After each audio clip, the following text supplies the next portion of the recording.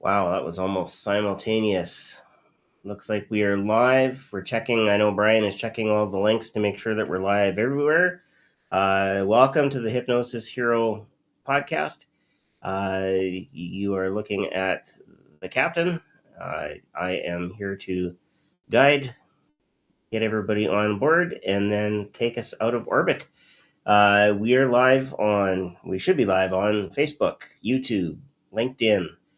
Looks like Instagram didn't come up, but that's okay. We'll figure that one out. That's a new one for us that we're looking to crack. We're live on TikTok. So if you are on any and or all of those platforms, welcome. Every platform is a little bit different, of course. If you are on TikTok, I will see the chat on through TikTok. So feel free to post questions there. I will ask our guest questions, or if you want to harass Brian, feel free. It's all good to me.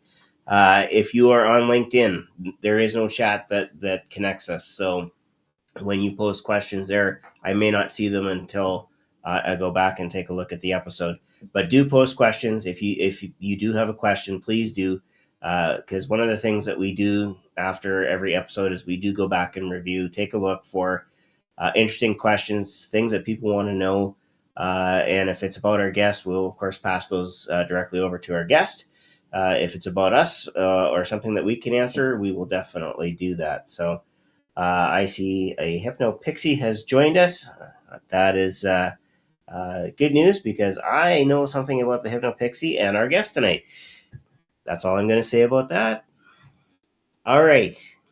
Let me go on my co-host, who looks like he is furiously trying to figure out which platforms we're actually live on. Mr. Brian Bay. Hey, good morning or good evening. So good morning, good evening, good night. It sounds like a movie. All right, and we're done. Yeah. So that was also by a Canadian. So yeah. Let's see. Go to how are we looking everywhere else? It said Instagram failed, but other than that, I think we should be live. We're live on my feed on my Facebook page. The Hypnosis Hero one did not like. Didn't like it. Okay, well, we will make note of that and give it another go next time. I just posted the link to my page in the discussion, and then let's. All right. Yep. Let us check YouTube. YouTube should be live. I saw no errors from YouTube, and I think I've got an email saying that we're live. So YouTube is actually been one of the more solid platforms, and I forgot to mention it because it's usually the one that is the most solid when it comes to posting all these wonderful live events and streaming live video. The other one that I really want to get into that I think we'll have to take a good serious look at is Discord and building up a Discord server between the two of us on the Hypnosis Hero podcast. I think that's going to be that one would prove to have an interesting clientele. Let's put it that way. Okay. And not bad, just interesting because it is to get into Discord and that area. You're now into the gaming world. Really makes good, solid use of it, and so on and so forth. So, not that the adults can't figure it out, because I figured it out. So, but it is a different world. So, yeah, I mean, we're gonna have the inmates running the asylum, but yeah, we'll get. Let me get our other. Yeah, so. Other than that, everybody looks like they're up and running. I see people on YouTube. I see people on.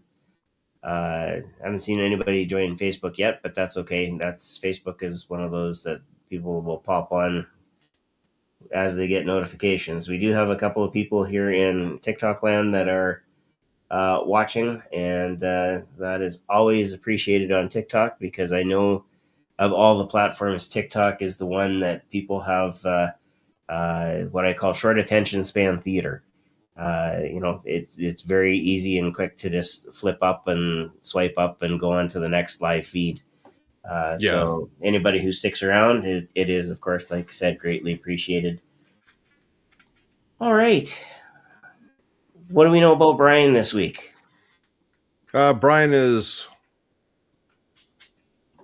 doing relatively, let's see, we're going to look at the live chat. So, all right, I'm watching Facebook, 2 YouTubes, and our broadcasting platform. So, many hands making light work tonight.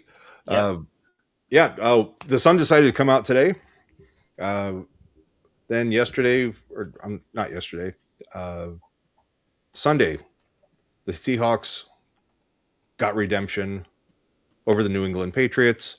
Not the game that we wanted to see. We would hope for a shutout, blowout type thing, but getting redemption, winning a Super Bowl against New England, and then to just add the cherry on top, we did it in San Francisco Stadium, and then we celebrated in their locker room in their house. F yeah. One of the, and this has happened a few times for the Saskatchewan Roughriders in the CFL. We won our second and third Grey Cups, both of them in Toronto. One of them against Winnipeg, which is a team that kind of flip-flopped back and forth between the East and the West Division. Because we have fewer teams, but it's especially nice when you go East, you beat the East, and then you can celebrate in their stadium. Just recently, of course, the Riders also won the Grey Cup, so both of us come from winning areas, which is not a bad thing. We had a good week this week. What's that? So we had a good week this week. Yeah, it was a good week. Last week, of course, we were still traveling and getting what I'll say semi-recovered from the Performing Hypnosis Summit. Of course, last week we had Kevin Lapine on, who was awarded the Jim Kellner Award. And so big shout out and congratulations to Kevin. I know that there have been a number of media articles that have been released around that. So if you are a hypnotist out there and you want to promote the art and the science and craft of hypnosis, that you may want to just jump in and grab those articles and promote them on your own social media feed, because the one thing that I think Kevin really exemplifies this, being the longest running hypnotist on the Vegas Strip now, is that if the tide rises for one, it rises for all. We can make each other better, and we're not the competition for each other. Yeah. I think that was another thing that I really kind of took away from Kevin, is that, and he used Michael Brody as a good example. Mike, shout out to Michael, who's in Michigan. But Kevin, also being from Michigan, said, Michael's not my competition. If Michael does a good job of his shows, people will come and see my show when I'm there. And when I'm there, I can say, hey, if you need help, talk to Michael, because Michael can do X, Y, and Z, and he can, Michael benefits from it as well. Yeah. And that's the type of thing that at the Performing Hypnosis Summit, that's what we actively promote, is that, we're a community. Some people would say, well, you're branching out and you're going to be a group or just a segment. No, we're part of the hypnosis community. We have a little bit of a specialization. That's okay. That specialization lets us take a different path forward. And, again, just circling back to bring that back, the summit as a whole, we're just gathering feedback right now, but we're in planning mode already for next year. There'll be some big announcements coming up. So yes, again, stay tuned to social media, because once they drop, you're going to want to make sure that you're ready to go. And I know we're going to be asking for presenter applications in the next month. So start thinking about it. If you're out there and you're thinking, hey, you know, I've never presented before, or hey, I've got this thing that I'm doing that I think everybody else needs to know. You're the type Well, of people that we want. we're going to be asking for presenters in probably the next couple of days. Um, I think it's just a matter of getting the website updated, and I think some of the back end uh, logistics on how the stuff gets directed and everything when things come in. Uh, but yes, we do have dates that have been secured. That we can't say. Yeah. Nope. Throw you away. I'm just saying we have them secured. An announcement will be made, and that's being done deliberately. But I'm excited, and uh, I think before we jump into anything, I wanted to give a kind of a shout out to Catherine Hickland. Tomorrow is her birthday, Oh, I so thought it was today. I believe it's tomorrow. Okay. So February 11th, none of our business on the year, but she was just incredibly gracious with her support with the conference and everything. Very, very well respected and loved member of the performing hypnosis family. And so, you know, we're sending you some well wishes and everything, Catherine. We love you, miss you, and definitely can't wait to see you again next year. But Shawn, we got a pretty cool guest coming on tonight. We do indeed. I've known of our guest for a while. We've crossed paths on TikTok a few times over the last couple of years, and I've kind of watched how things have progressed with him, and I have to say, it's always nice when I can say, oh yeah, it's somebody from Canada, except he's not quite from Canada. He's close. He is down east though right now, and we're gonna bring him on here. He is an internationally acclaimed clinical hypnotist. He is got over 25 years of experience. That's like longer than I've been a teacher. And more than 10,000 lives have been changed. He's known for his bold, straight talking approach to solving problems that others call impossible. From executives and military personnel to everyday people at their breaking point, his mission is clear. It is to prove that no one is beyond help. And I love that. No one is beyond help. His expertise has earned him top honors in Toronto and Ottawa, and a TEDx talk invitation, and he features on major media outlets including Fox, CBC, and the Huffington Post. He's the creator of the Straight Edge Protocol, helping adults break free from addictions in as little as 3 weeks. And as he puts it, I have a particular set of skills that make me a nightmare for your problems. I hope I was close on that. Welcome to the Hypnosis Hero podcast, Mr. Luke Michael Howard. Luke, welcome. All the screaming fans. Boom shakalaka. Let me talk to you. Aloha. Hey boys, how are you? Was that aloha? Aloha. Yeah, I'm trying to get all my lines today. Yeah. Okay. Like, hello, goodbye, thank you, I love you. It means about 101 different things in Hawaii. Right. So it sounds like you've spent some time there. No, but I've done a lot of study in Huna, the shamanistic art of Hawaii. Some people believe it's called by a different name. There's some controversy behind it, but forget all that.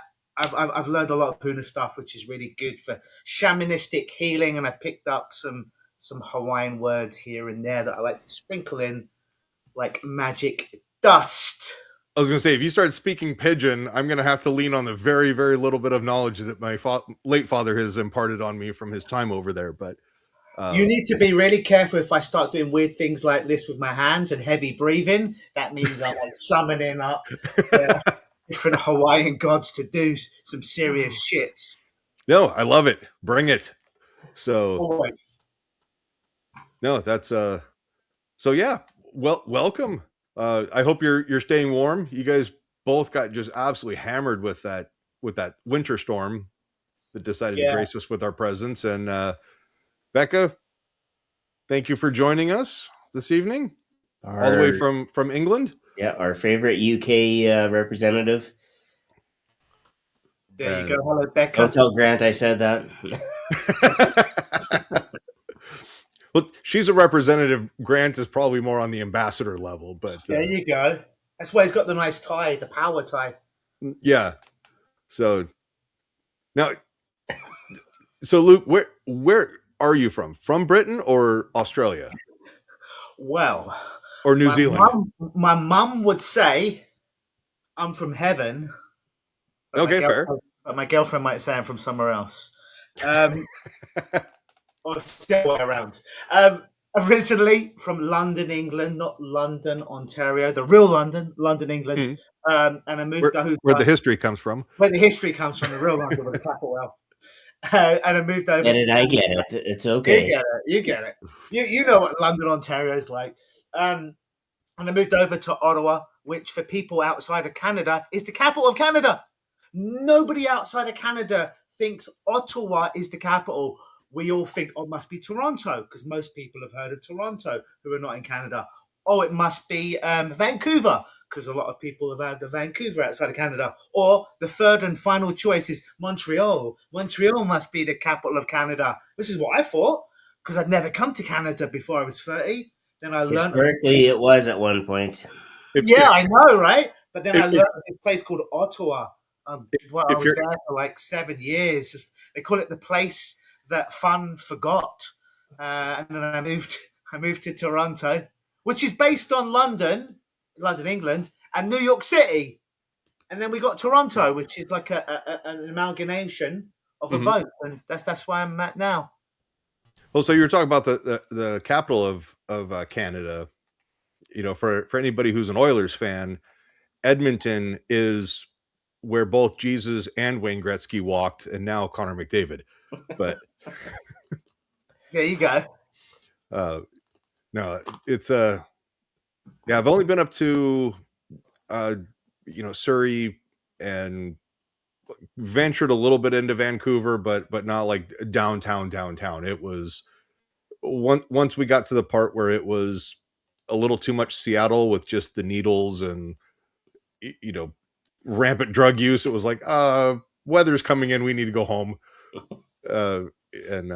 That's most of downtown Vancouver. So oh yeah, and if you visit me like this time now and you walk around the downtown Toronto area, it's like bloody Walking Dead, zombies and everything. Like, yeah, literally, like you don't have to run that fast because they're fentanyled up. They are really slow, but they're literally like this, and you have it's like a video game. You just have to run faster than one person. Yeah, navigating through the needle parks. We've got these lovely, beautiful parks that they've developed, and within a couple of weeks, they're overtaken by the fentanyl people, and it's not that pleasant, unfortunately.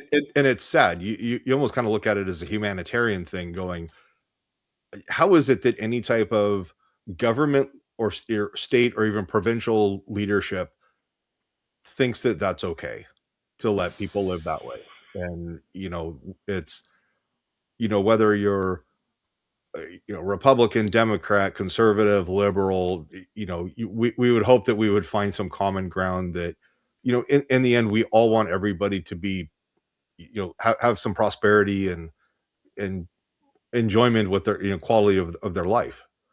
But with that end state, people have to be willing to put the work in to get there. And there's self accountability, self responsibility, making good choices, and life will punish you in its own way. The one thing that I will say is, as we progress through our life, and I can say this because as a teacher, I see it in students. Mm-hmm. You need to be able to figure out how you want to live your life and what you want to do. And when people are sidetracked by addictions or traumas or other life situations. Mhm. I can say this 100% accurately. Every teacher that knows students that have kind of hit that wall or made that unfortunate choice, it breaks our heart. It really does. Yeah. And not that we want to dwell on this, but Luke, you've got a protocol that Oh yeah, we talked about, the straight edge the straight edge. of dealing. Now, my whole thing is obviously it's talking about a teacher. When the student is ready, the teacher will appear. Right, we're familiar with that maxim out there. So it's like any change work, whether that be of addiction, and for me, everything is a form of addiction. Whether that's addicted to fentanyl, cocaine, cigarettes, sex, ex-toxic partner, social media, video games, food, our own OCD thoughts, our own post-traumatic stress disorder, our own complex post-traumatic stress disorder. For me, they're all forms of addiction, but not all addictions are created the same. So, like when I work with anyone, someone has to be willing to kind of basically knock on the door or hold up their hand and be like, I don't know how you're going to help me, Luke. I Mhm. can't help myself, but I need some help and I'm ready to do whatever it takes as long as it's not fattening Mhm. to do the work. And that's all I need. When I work with someone, I don't care how smart they are or how dumb they are, they've just got to be coachable. The number one quality I look for any client, doesn't matter how much money they've got or whatever, is are they coachable? Meaning, if I say, take a deep breath and close your eyes, they do indeed take a deep breath and they close their eyes. They're not doing this. Because Yeah. when they do that to me, I just poke them in the eyes, and they still close their eyes. Anyways, it's a bit difficult to do that over Zoom, but Right. but people have to be coachable. So yeah, it's the number one skill. But when someone's coachable, I don't care if it's heroin, I don't care if it's crystal meth, I don't care if it's food, whatever the issue is. If Mhm. they are coachable, they're like, I don't know how this is going to work, Luke, but I'm ready to do whatever it takes as long as it's safe, ethical, non-fattening.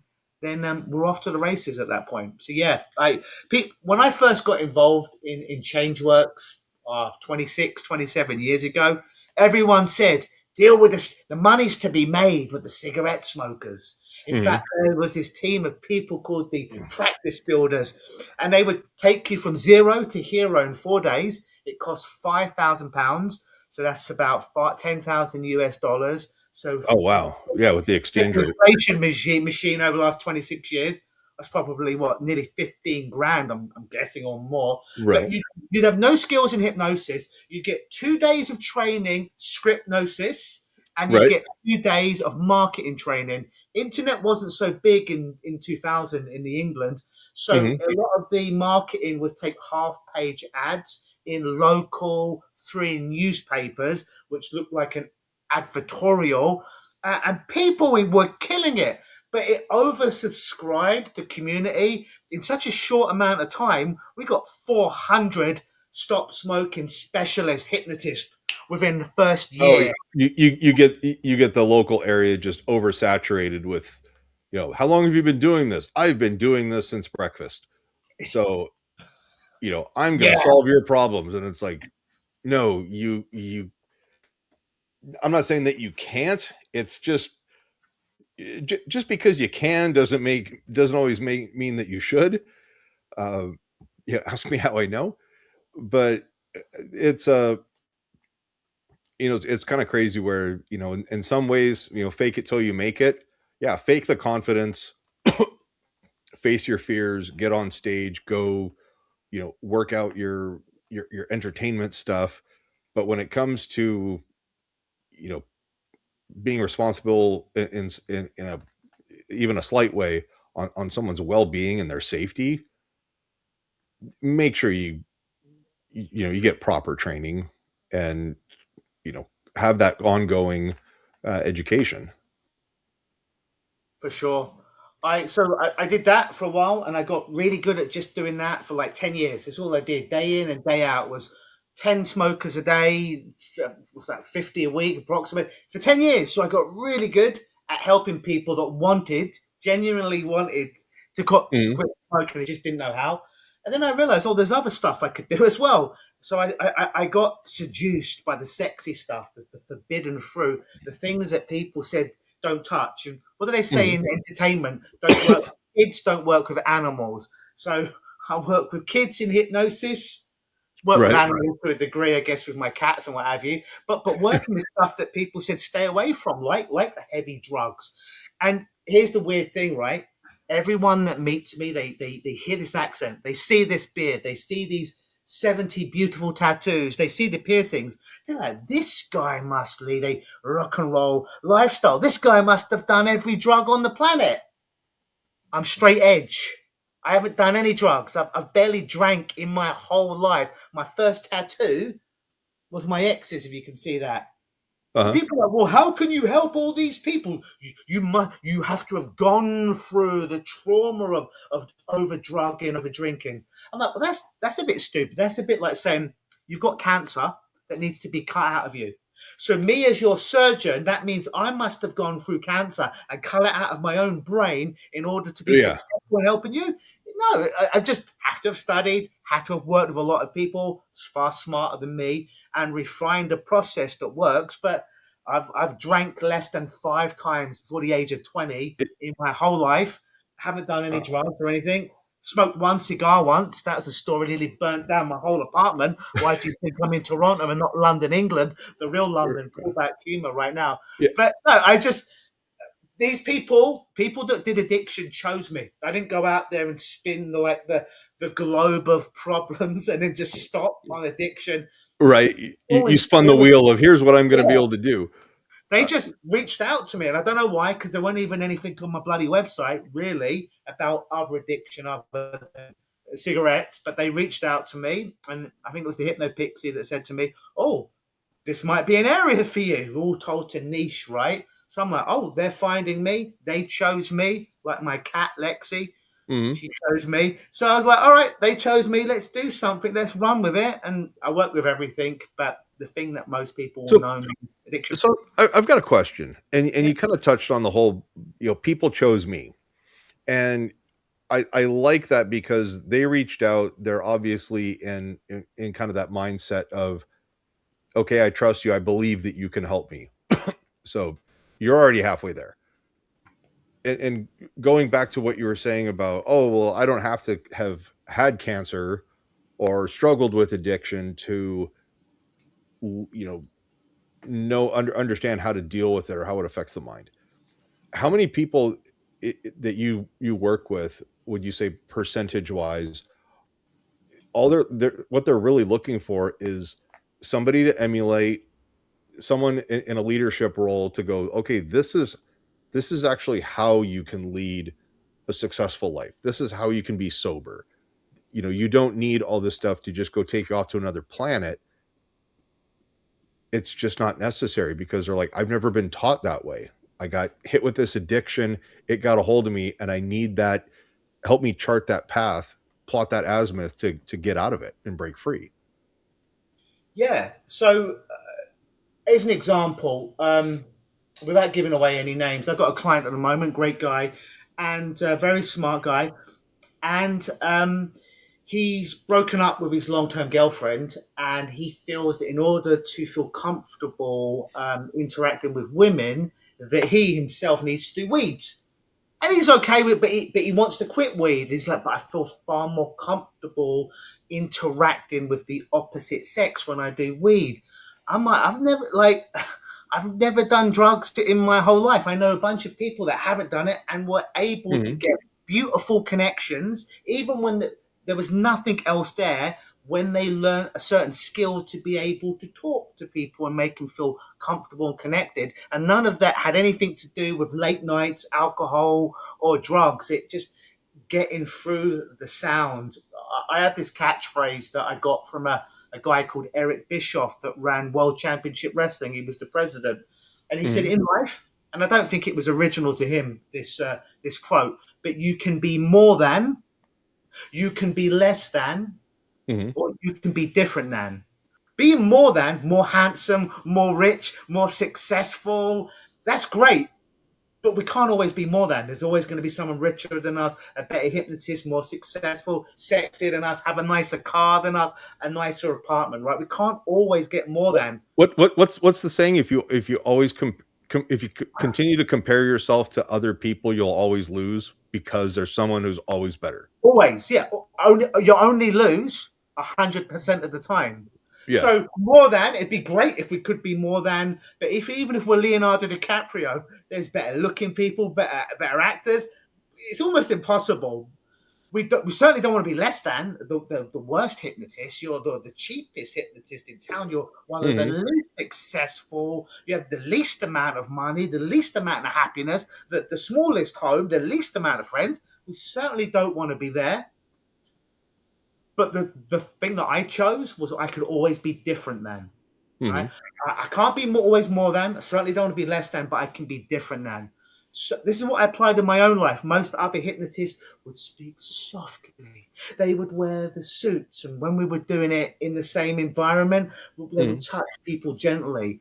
No, I speak fast. I use colorful language, and if someone's fucking around, I tell them, not because I'm trying to be a dick, but because I'm trying to break that model, that mollycoddle that they've had in their whole life of people saying, there, everything's going to be okay. Well, no, everything ain't always going to be okay. And if you do drop, that colorful language, that F-bomb that's the utility word, it kind of breaks that OODA loop that they have. They go, wait, hold on, what? And then you're like, and relax. You're like, oh, okay, yeah, we don't need to worry about what he just said. Just follow directions. And do you know how I know when I've got a client?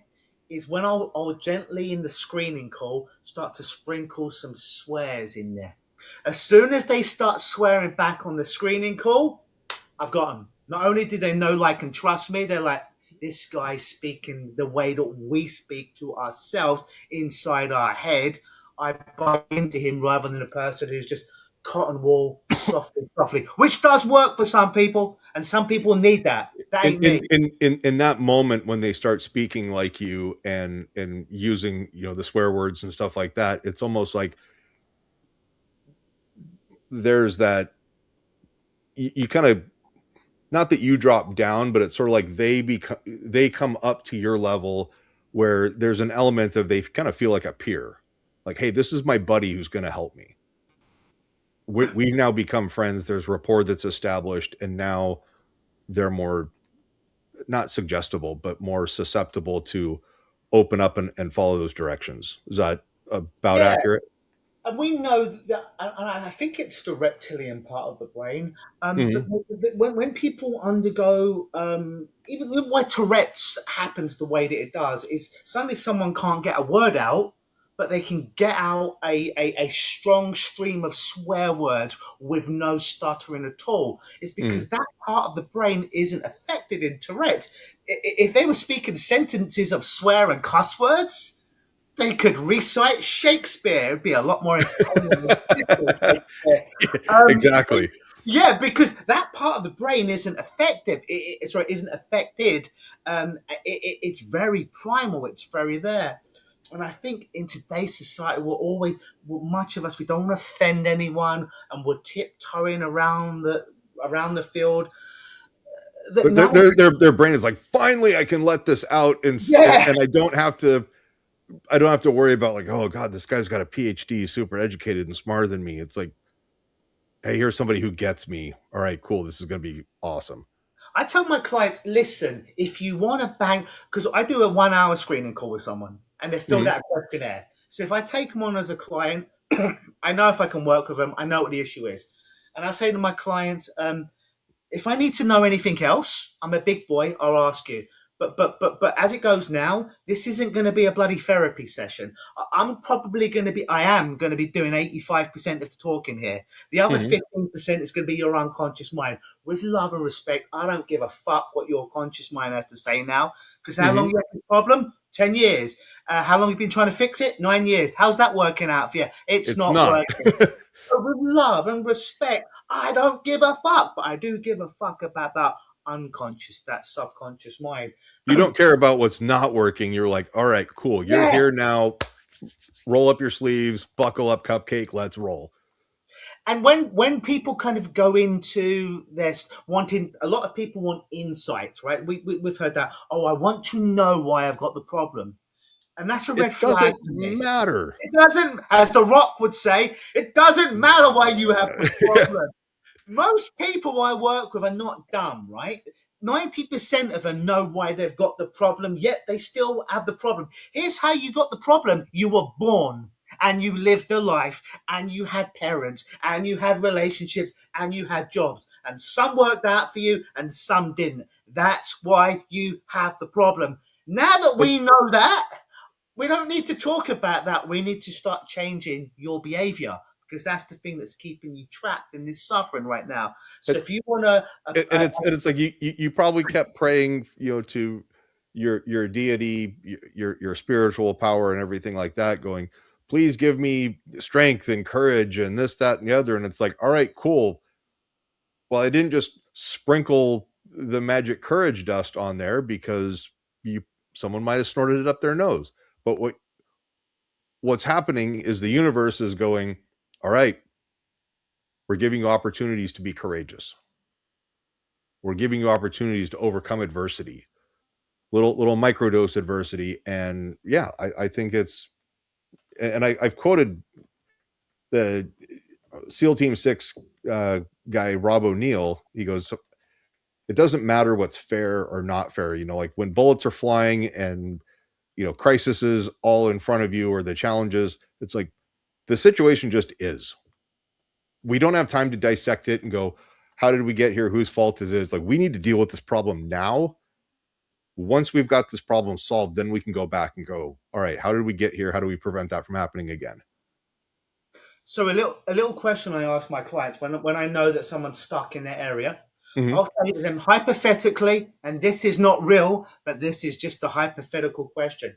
If I could offer you that when we're done, you would never have that problem at all, whatever it is, you're biting your nails. You would not bite your nails, which is your presenting problem, but you'd have no earthly idea as to why you bit your nails. You just wouldn't do it. Or at the end of our work, you were still biting your nails, but you knew absolutely unequivocally why you were doing it. Which one would you choose?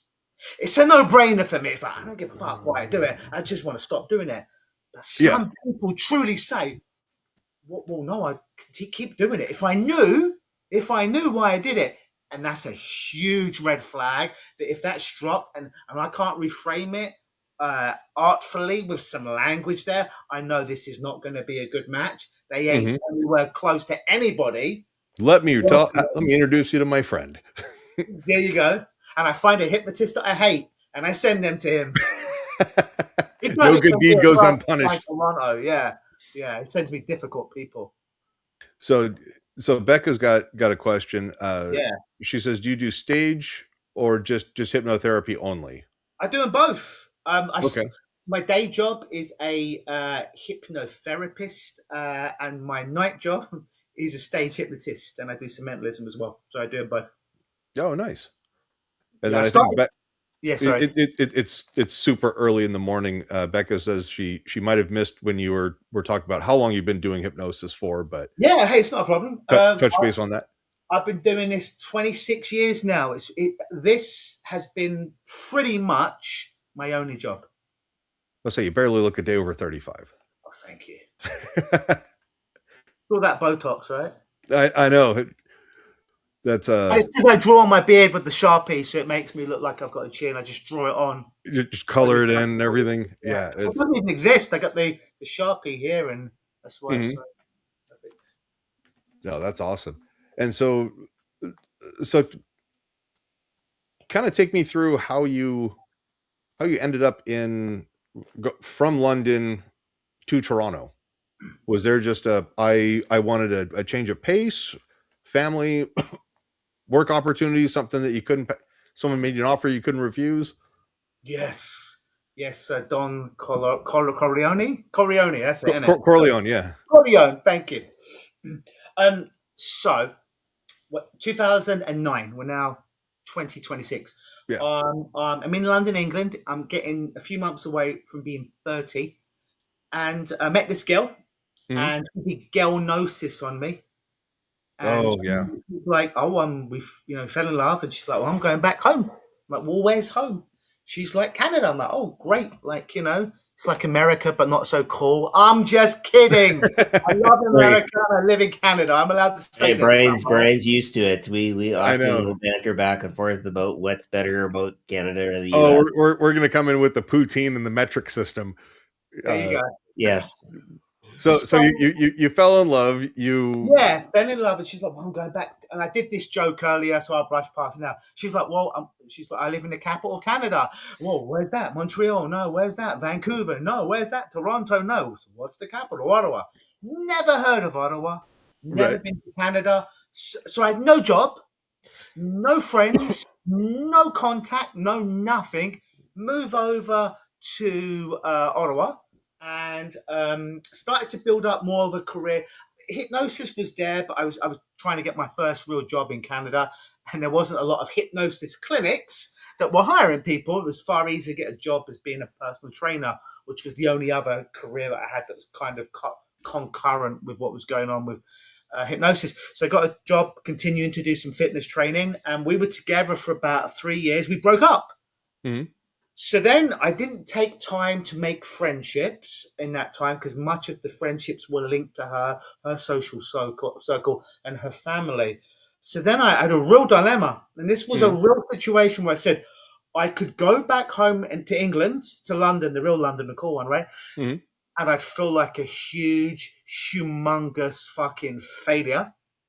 Yeah. And I couldn't do that. Number two, I top myself for Right. American and Canadian events. I killed myself. That was very real. That was a very real thing for me. The third option may have been the scariest option, and that was all of this emotion, all of this stuff, as Rocky Balboa said, is in the basement, that's in there, that I've been suppressing for years to go out there as a hypnotist, to help people change their life, to roll the dice with it and see what happens. So I took all of that pain and I built up the hypnosis business from there.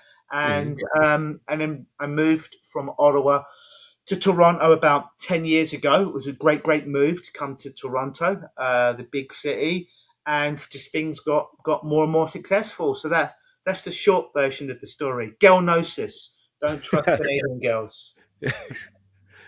No, that's and I guess coming over from London, because Canada is still part of the monarchy, correct? Yeah. So the immigration, if you will, fairly seamless, or was Canada like, why are you here?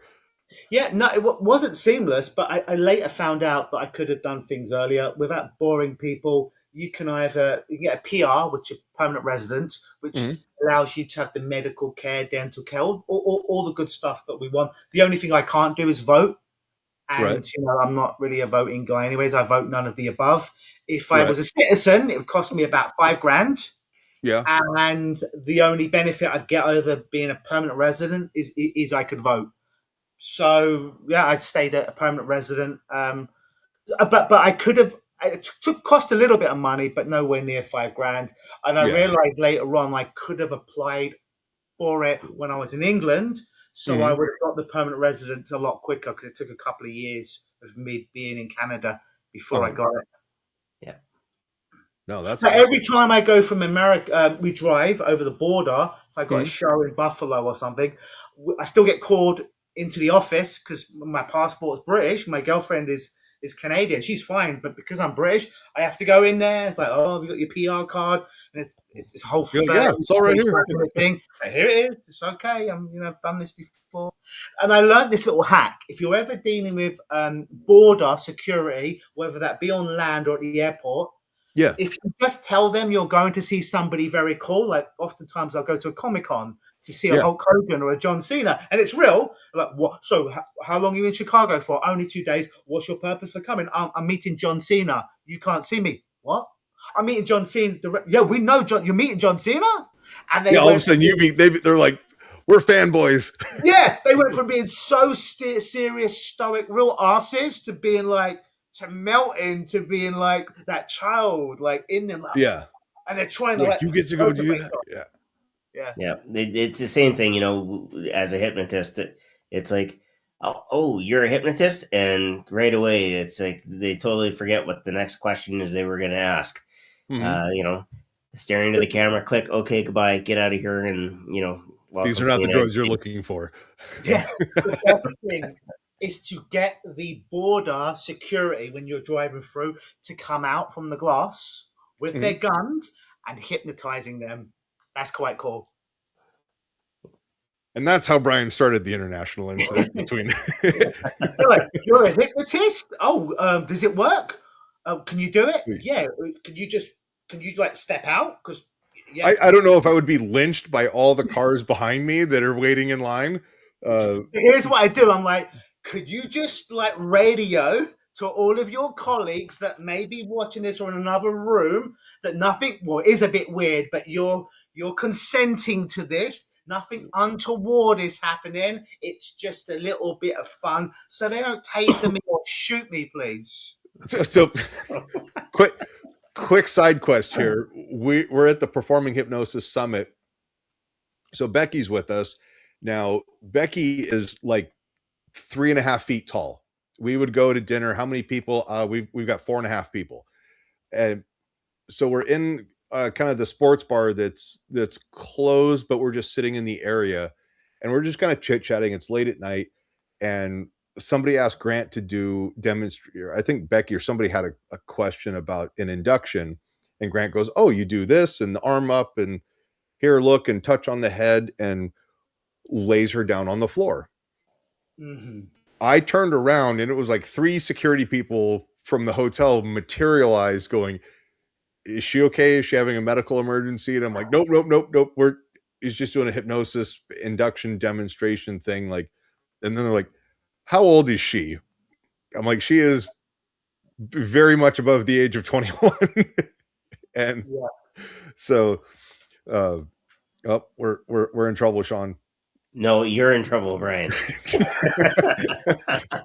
But we collectively don't include me in this. I know how tall Becky is. Oh, so somehow now Shawn wants to secede from the union. I get it. No. You see, and this is then now this is where we get the history lesson. Is that there weren't 13 colonies, there were 16 colonies. Some of no us 51st state for you. Some of us chose to stay, you know, and you know, because we knew that at some point we would need to be the intermediary between you know, England and the United States. There needed to be a buffer, right? So it was really just kind of funny. But yeah, I've been through the up in Blaine. We've got the Peace Arch crossing, which is kind of a sight to see in of itself. Beautiful park, and then you know it splits everything. And so one time we went up there for a Masonic event, and that's where you sacrifice the young children, right? No, not as far as you know. But I think that's in the Epstein files. We're probably on the list now, by the way. Yeah, well, I can't get on an airplane anymore. Why do you think I'm in Canada? Anyways, so we go up, we cross through, and I'm like, okay, we're gonna hit the duty free. We're gonna go buy a nice bottle of scotch, bring it to the lodge that we're having dinner at, and everything. And so as we go through, they're like, "What's your license plate?" Okay, here we are, and then we're coming out of the parking lot. I'm like, "Oh shit, we're in the return line to go back to the United States." So we got to go back to the States or go through their line and go, we just went through Canada like 20 minutes ago and we need to turn around because we went to the wrong duty free. We pulled into the wrong parking lot. And then we circle back around and the guy's like, you were just here like half an hour ago. We're like, yeah, we showed him the receipt that's time stamped and everything. And the guy's just like, stupid Americans, come on through. We said that a lot up here. There you go. You got off lights. I hear that's like a hanging offence or a offence. What's crazy is when you're going into Canada, they're like, "Hey, what's the purpose of your visit? Any firearms, weapons, any mass destruction, any of that stuff?" And like, nope. When are you guys coming back? Oh, we're just overnight or day trip or something. Okay, cool. You come back for me to get repatriated back into the United States, all these RF bomb sensors and anti-terrorism stuff, and I'm like sitting in the line going, parts of me are starting to glow. It's getting warm. Yeah. This is how I got. Are you bringing anything back from Canada? I'm not sure about this radiation cancer stuff that I'm getting, Yeah. but no, it's actually going across the border is really not too bad, and it's really interesting because it's kind of just a different lifestyle up there. Yeah. But yeah. And when you get into the interior of Canada, it becomes a whole different lifestyle again. I hear it's cold. Well, we joked about it at the summit, Forming Hypnosis Summit, that when I left Saskatchewan, it was minus 52 with the wind chill. It was, I think the actual air temperature was like minus 48 or something like that. Like it was cold, and I remember getting on the plane, packing.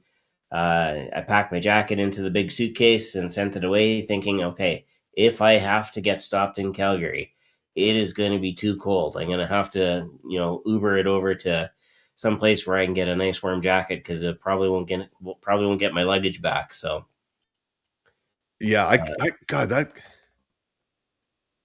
I don't know, it's like Chat GPT. This thing, I'll pay no attention to Scott. When the part started to glow, Brian was really glad he could see, dyslexia came in that one. Yeah. Could stuff see it? I'm like, Yeah. And Becca has outed herself. She is 4'10". I was gonna guess 4'10.5", but then heels can throw that off a little bit too. So, what is the line between being a small person and an average? Is it 4'10" or 4'9"? Anything less, you're a small person, and anything over, you are technically not a small person. So I'm being careful with my language. Oh, we're gonna have to. that sounds like a question that Brian's going to find the answer to. I was going to say we may yield to the GPT. I think it's 4'9". All right, there we go. So this now reads, as Scott puts it, when the part started to glow, Brian was really glad he could still see it.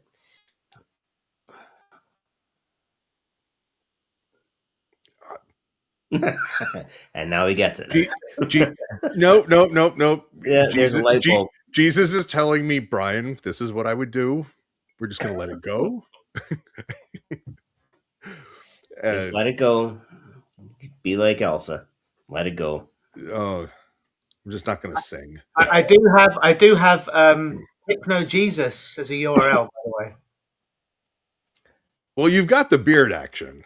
Well, if I put the hair down and it's Christmas, I'm doing one of my fasting things where I don't eat for 30 days. I can have that whole gimmick going on, That's why I got Hypnojesus. Halloween, you could just walk around in sandals and in a robe and just be like, bless my child. If I was religious, my ultimate job would be going to the Bible Belt and being just one of those religious preachers with the healing hand, and the demons come out. I'd love that. That's kind of one of the jokes that I make when it's like, oh, we've got, whatever it is that I'm like, like religions have been started this way. Oh yeah, with far less. Yeah, it's like you convince somebody that there's something inside them that's trying to make its way out, and I'm like, wow, that is. At first, it's like miracle, and and I'm not disparaging organized religion in any way or saying that miracles don't happen, because I've seen some pretty astonishing, amazing stuff, but it's kind of like the business side of some forms of Christianity kind of makes sense.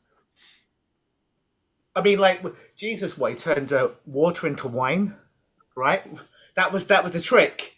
Well, like that's some David Copperfield Penn and Teller stuff. I can get this deck of playing cards, and I can put on a table, and you can't lift them up. You can't lift them up. Right. If I'd done that thousands of years ago, good Lord, we could be living in a different world right now. These are now Thor's deck of cards. You can't lift them up. These are like, you can't lift these bad boys up when they're positioned in a certain way. Yeah. No, that's Brian. Wait till you find out what a reverse exorcism is what Scott says. Like, it's the Scott. What you learned in prison is none of my business. No, that's. Wait, reverse exorcism. Sounds like my first marriage. Now he's gone tilt, Scott. It means I gotta work on the interview myself now. I'm like, it's only the hamster's falling off the wheel, folks. The is you get your thoughts, and sometimes I teach my clients is if you've got like that anxiety force, that voice, or that judgmental, critical voice inside, you think of the person you hate most in the world. You might not have ever met them. It might even be a political figure, and you just give it to them. You just send that energy to that particular person, so that voice is now haunting that person. Is that that's like a reverse exorcism, right? You're taking something out of you, and you're putting it in someone you don't like. I would think that the reverse exorcism would be someone trying to put something in you, and I'm like a demon. Yeah, I'm like, Scott, I'm not Catholic and you're not a priest. On the internet. We do have a question from TikTok. Yes. What is the most amazing transformation, Luke, that you've worked with? Oh man, there's been so many. This is a fun one. All right, I love this story. There was this little boy that was coming to see me, and this was about 10 years ago. Basically, oh God, if I want to get it right, I think he was about 7 or 8, and he'd been circumcised or half circumcised, and he'd about a year prior to seeing me. Half? I'm going to get there. So, child circumcision. Generally don't let people be in the same room when someone else is being hypnotized because it might interfere with the trance. I'm like to his mum, oh yeah, you're going to stay in a room and you're going to sit in the back. Just to, because I don't want, this is an interesting subject with a young person. So yeah. You're going to sit there, you're going to observe everything for his comfort, your comfort, but you're just not to say anything. Anyways, so the boy claimed that he was in physical pain, so much physical pain, in fact, that he could. A year after the circumcision had happened, doctors had seen him, doctors had inspected him. He's fine. There's no damage. He's fine. But he said he's in so much pain he can't go to school. He'd been off school for 10 weeks, right, 2.5 months.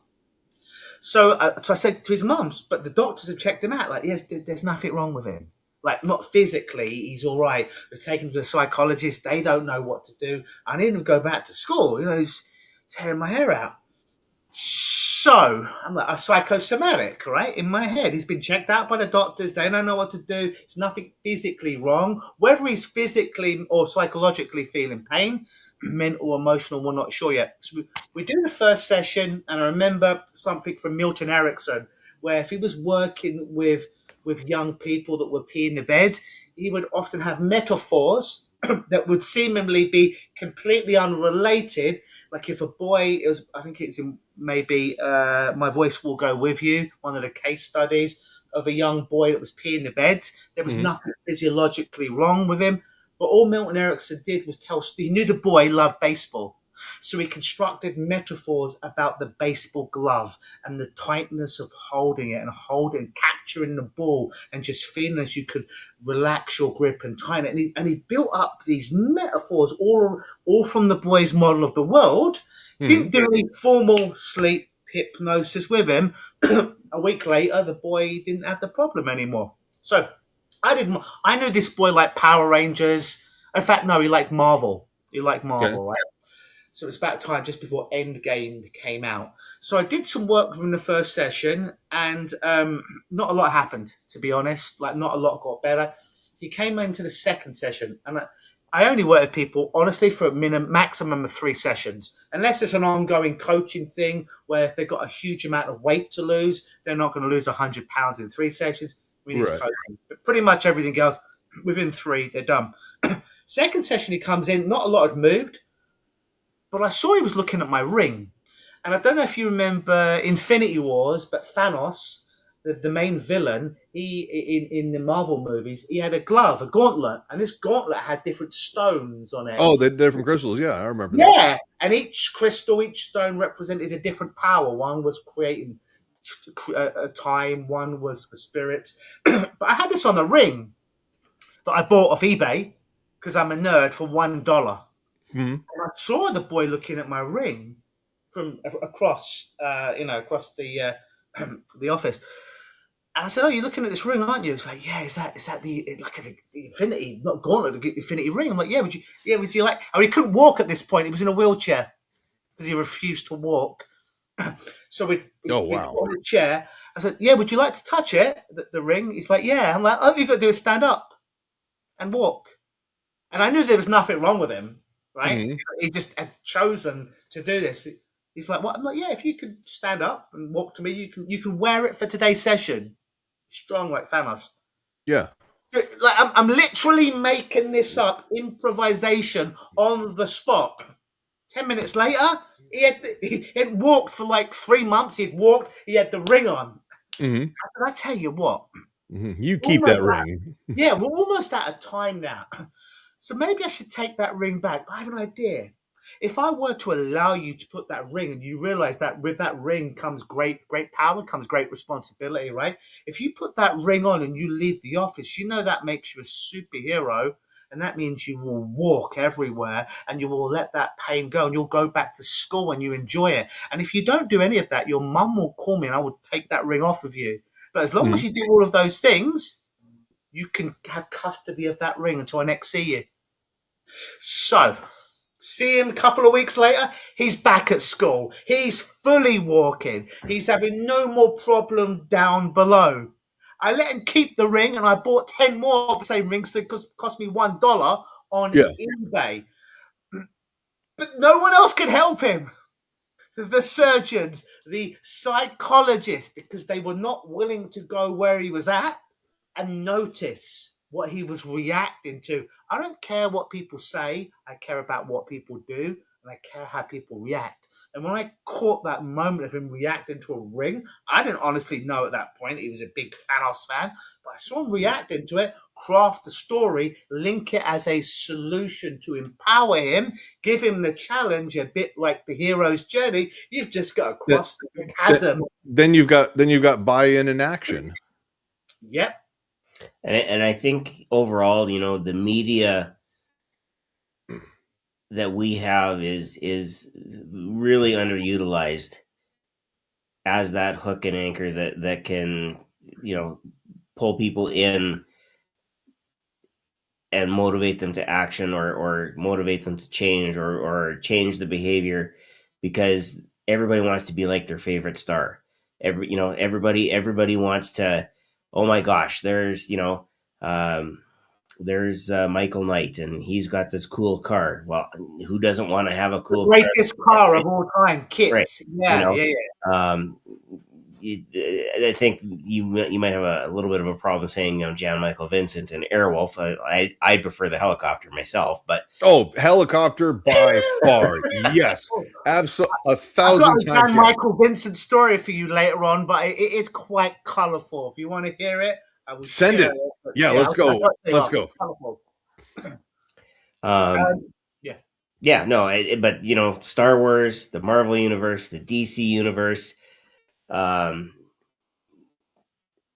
Harry Potter, like, you name it. There are 1,000 stories that are out there that could be capitalized on if, like you said, we're willing to listen to what our listen with our eyes, listen to what they're doing, how they're saying it, and then matching right back up. And we talked about that actually a couple times already.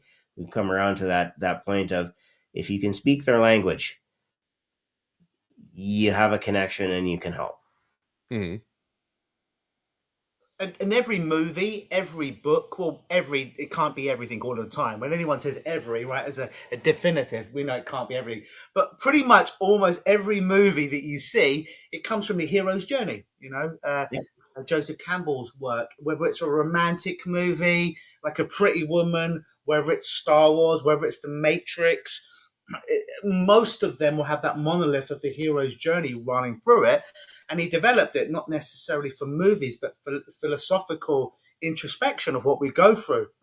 So building sessions around the natural hero's journey, which, if memory serves me right, has 12 steps, is very powerful. And growing up and grown up much on my own, in my own imagination, I loved movies. I loved TV, American movies, American TV, and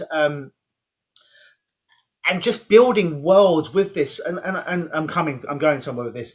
It was 25 years ago. I'm walking around Universal Studios in LA, and the girl that I was seeing at the time, we'd broken up or some shenanigans had happened. So it was the first time I'd ever gone to America. I'm like 20 at this stage. I'm walking around Universal Studios on my own as a punk kid. I'm like, how can I have fun on my own?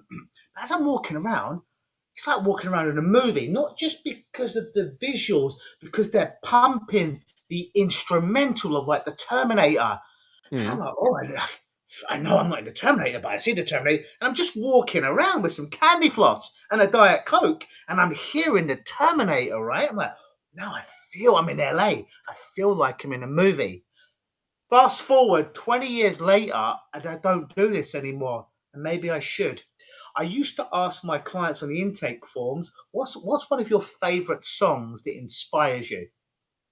And then at the end, at the crescendo, just before I pull them out of trance at the end, I would use that song. It would be queued up on my phone as a trigger.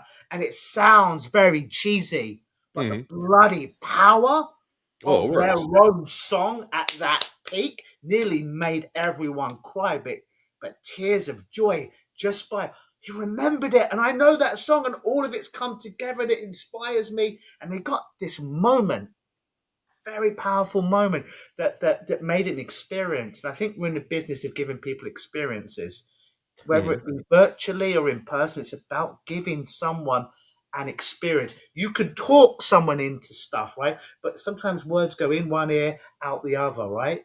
But if you can give someone an immersive experience, it just gets into every cell of their body and is transformative. Well, it kind of makes sense. Like, Major League Baseball, they have the walk-up songs for, the batters, or, the hype music before a hockey game or NFL football, those types of things. It's like that it kind of opens up and it builds, and then the announcer comes in, and you've got the heavy music that hits with all the bass, and everything just sounds full, and it echoes in the arena, the crowd going nuts. There's that social cue of, all right, clap, scream, yell, just applaud, make noise. And then that kind of gets the players hyped up as well. Well, you look at the range of music that is out there. Somebody that is my age, you could pick any number of a dozen songs from the 80s, and right away it's like I'm back in high school or middle school. Same thing with movies. How many iconic themes do we have?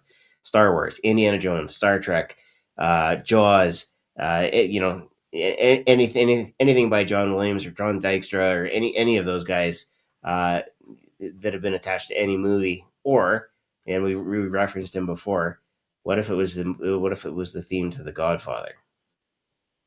Yeah, a very different theme, right?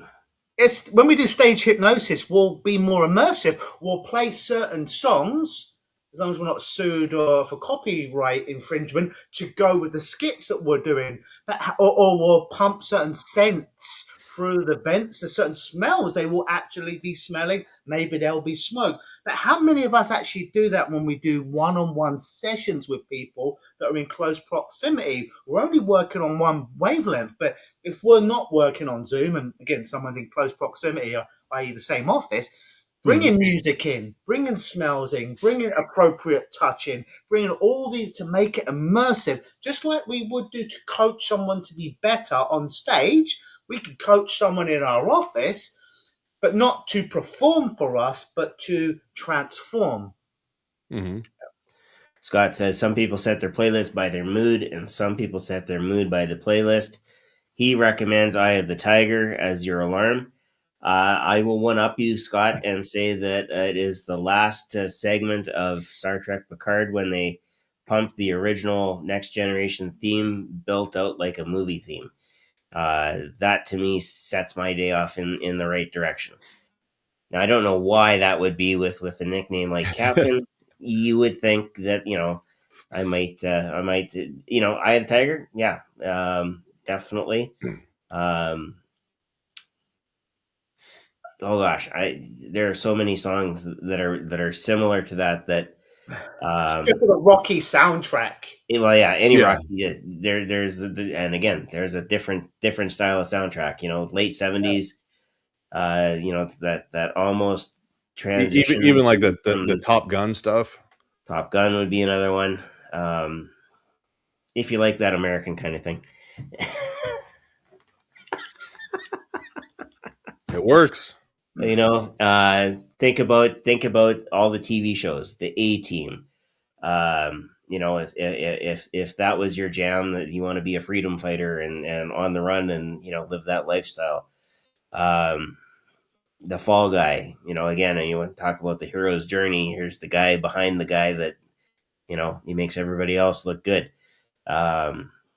You move into the 90s and things change, and all of a sudden it's a little more soap opera like for a lot of the TV shows. The themes change, and they're the Dynasty and Dallas and all those have kind of morphed into and regressed into like teeny bopper shows. All those themes play and then they get recycled, and now if you are in the podcast world and you listen to a lot of podcasts, you find out that a lot of these stars from the late 80s, early 90s have podcasts now. And they talk, all they talk about is their time on the show. Like Boy Meets World, they have podcasts, and that's all they talk about is, who did what, and you remember this episode, and wildly successful. Why? Because it connects back to a root story that we watched unfold in our childhood. Or and you can say that all along. Why do certain kids like big purple dinosaurs?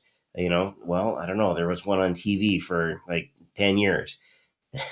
Why did everybody like Mr. Rogers? Well, he was on TV for a long time, and he was very effective at what he did. He didn't pull any punches, but he was always nice about it, because he was Mr. Rogers. There was a neighborhood. Sesame Street, same thing, No, that and that was kind of the thing. Like I even remember Mr. Rogers as a kid and how he would be like, it was like, won't you be my neighbor? Won't you be my friend? It was always appropriate and things like that. And it was like, the message was like, I want you to be happy. I want you to be successful, do great things and whatnot. But yeah, it is a way to kind of reconnect back to the youth. And so I'm familiar with Mr. Rogers through, like growing up in England, but we didn't get the shows. It's before the internet and stuff. But I know there's been movies. I think Tom Hanks played him in a movie. Someone were him. But in England, it was a bit different. Grant will probably remember this. There was this guy, called Grant. There's called Frank Sidebottom. And all I can say is think Pee Wee Herman, but with a paper mache head, who was a punk. So I've been watching Saturday morning TV. We didn't know who Pee Wee was. This guy like Pee Wee would come on with a paper mache oversized head, just like running havoc. And he had a little puppet called Little Frank, which was a paper, 2D, with another paper mache head. And he had a puppet of another smaller one. And it was just complete anarchy for kids to watch. They'd be taking pratfalls. It was like the train had got off the tracks, but whenever you saw Frank Sidebottom, you know, shit was about to go down. It was great fun. Yeah, I remember stuff from a kid, Paddington Bear Oh yeah. I used to have with the raincoat and the yellow hat. Yep. When you think back and you look at those stories, and on TikTok, I was reminded that we missed a major movie franchise, Jurassic Park. There you go. Yeah. Now, Luke, you can appreciate this. Most kids in my era watched cartoons with Mickey Mouse and Minnie Mouse, but I was fortunate enough to be introduced to Danger Mouse and Penfold. Fun, yeah. David Jason is one of our national treasures back in England with the voice of Danger Mouse. But yeah, early 80s, I remember that. Yeah. Yep. Danger Mouse. We have we actually bought the collection for our boys. Okay.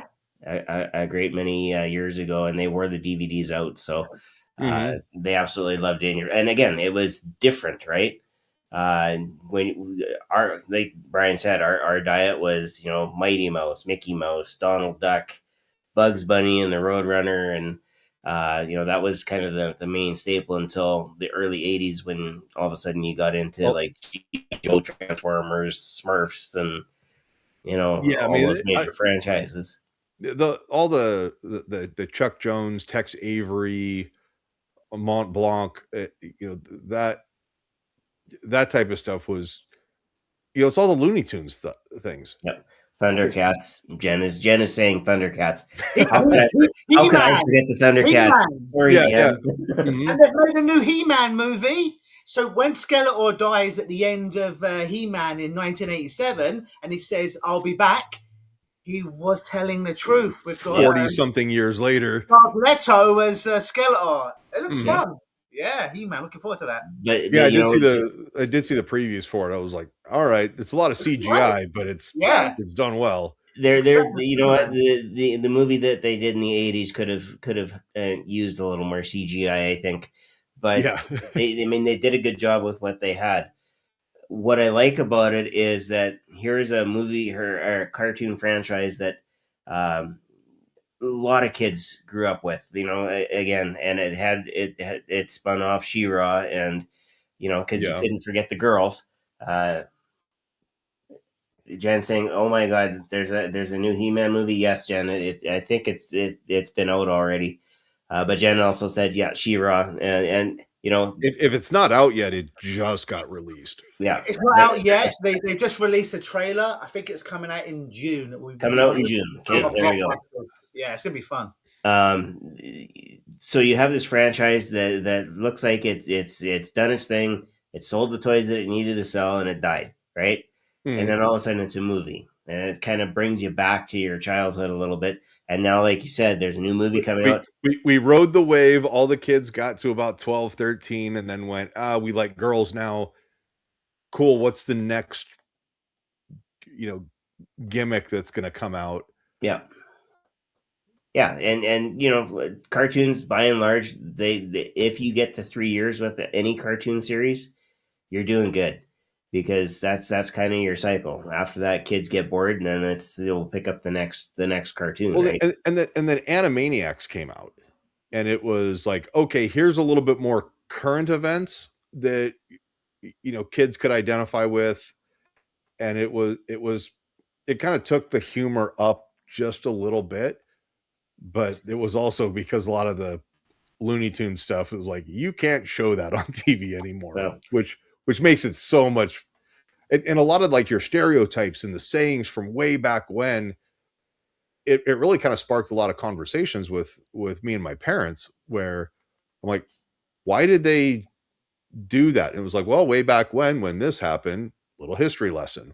Yeah. But then when I'd sit down and watch cartoons or when my dad would watch cartoons with us, he would be like, all right, watch this. Here's where such and such is going to happen. As far as my brother and I were concerned, my father was a Harry Potter wizard long before wizardry ever became. It was like, you're practically a fortune teller. And And my dad was like, no, I grew up on these cartoons as well. So it was really cool. Oh, the Hogwarts.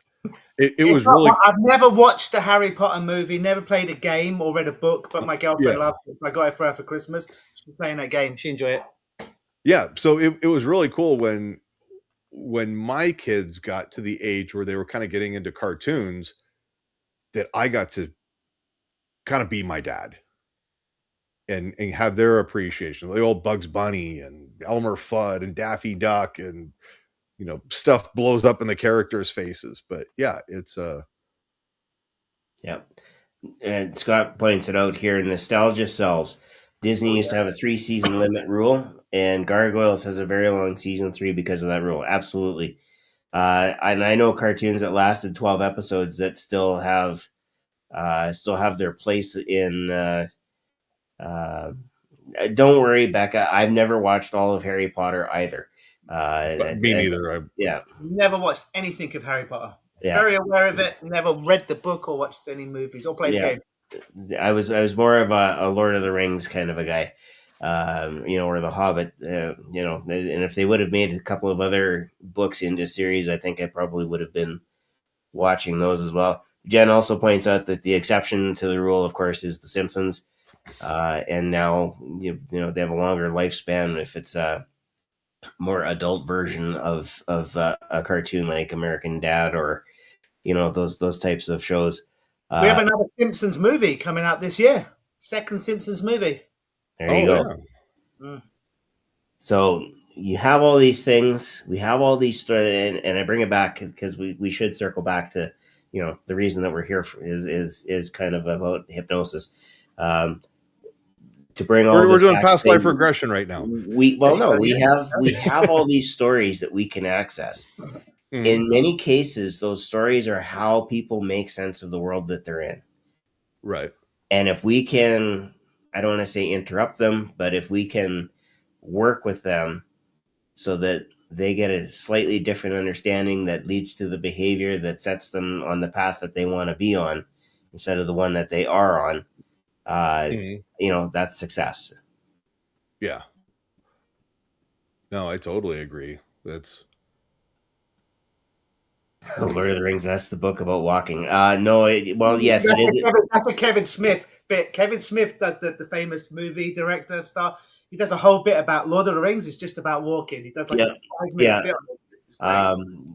And Scott, you're actually right, because even though it's sold as 3 volumes, when J.R.R. Tolkien wrote it, it was 1 book.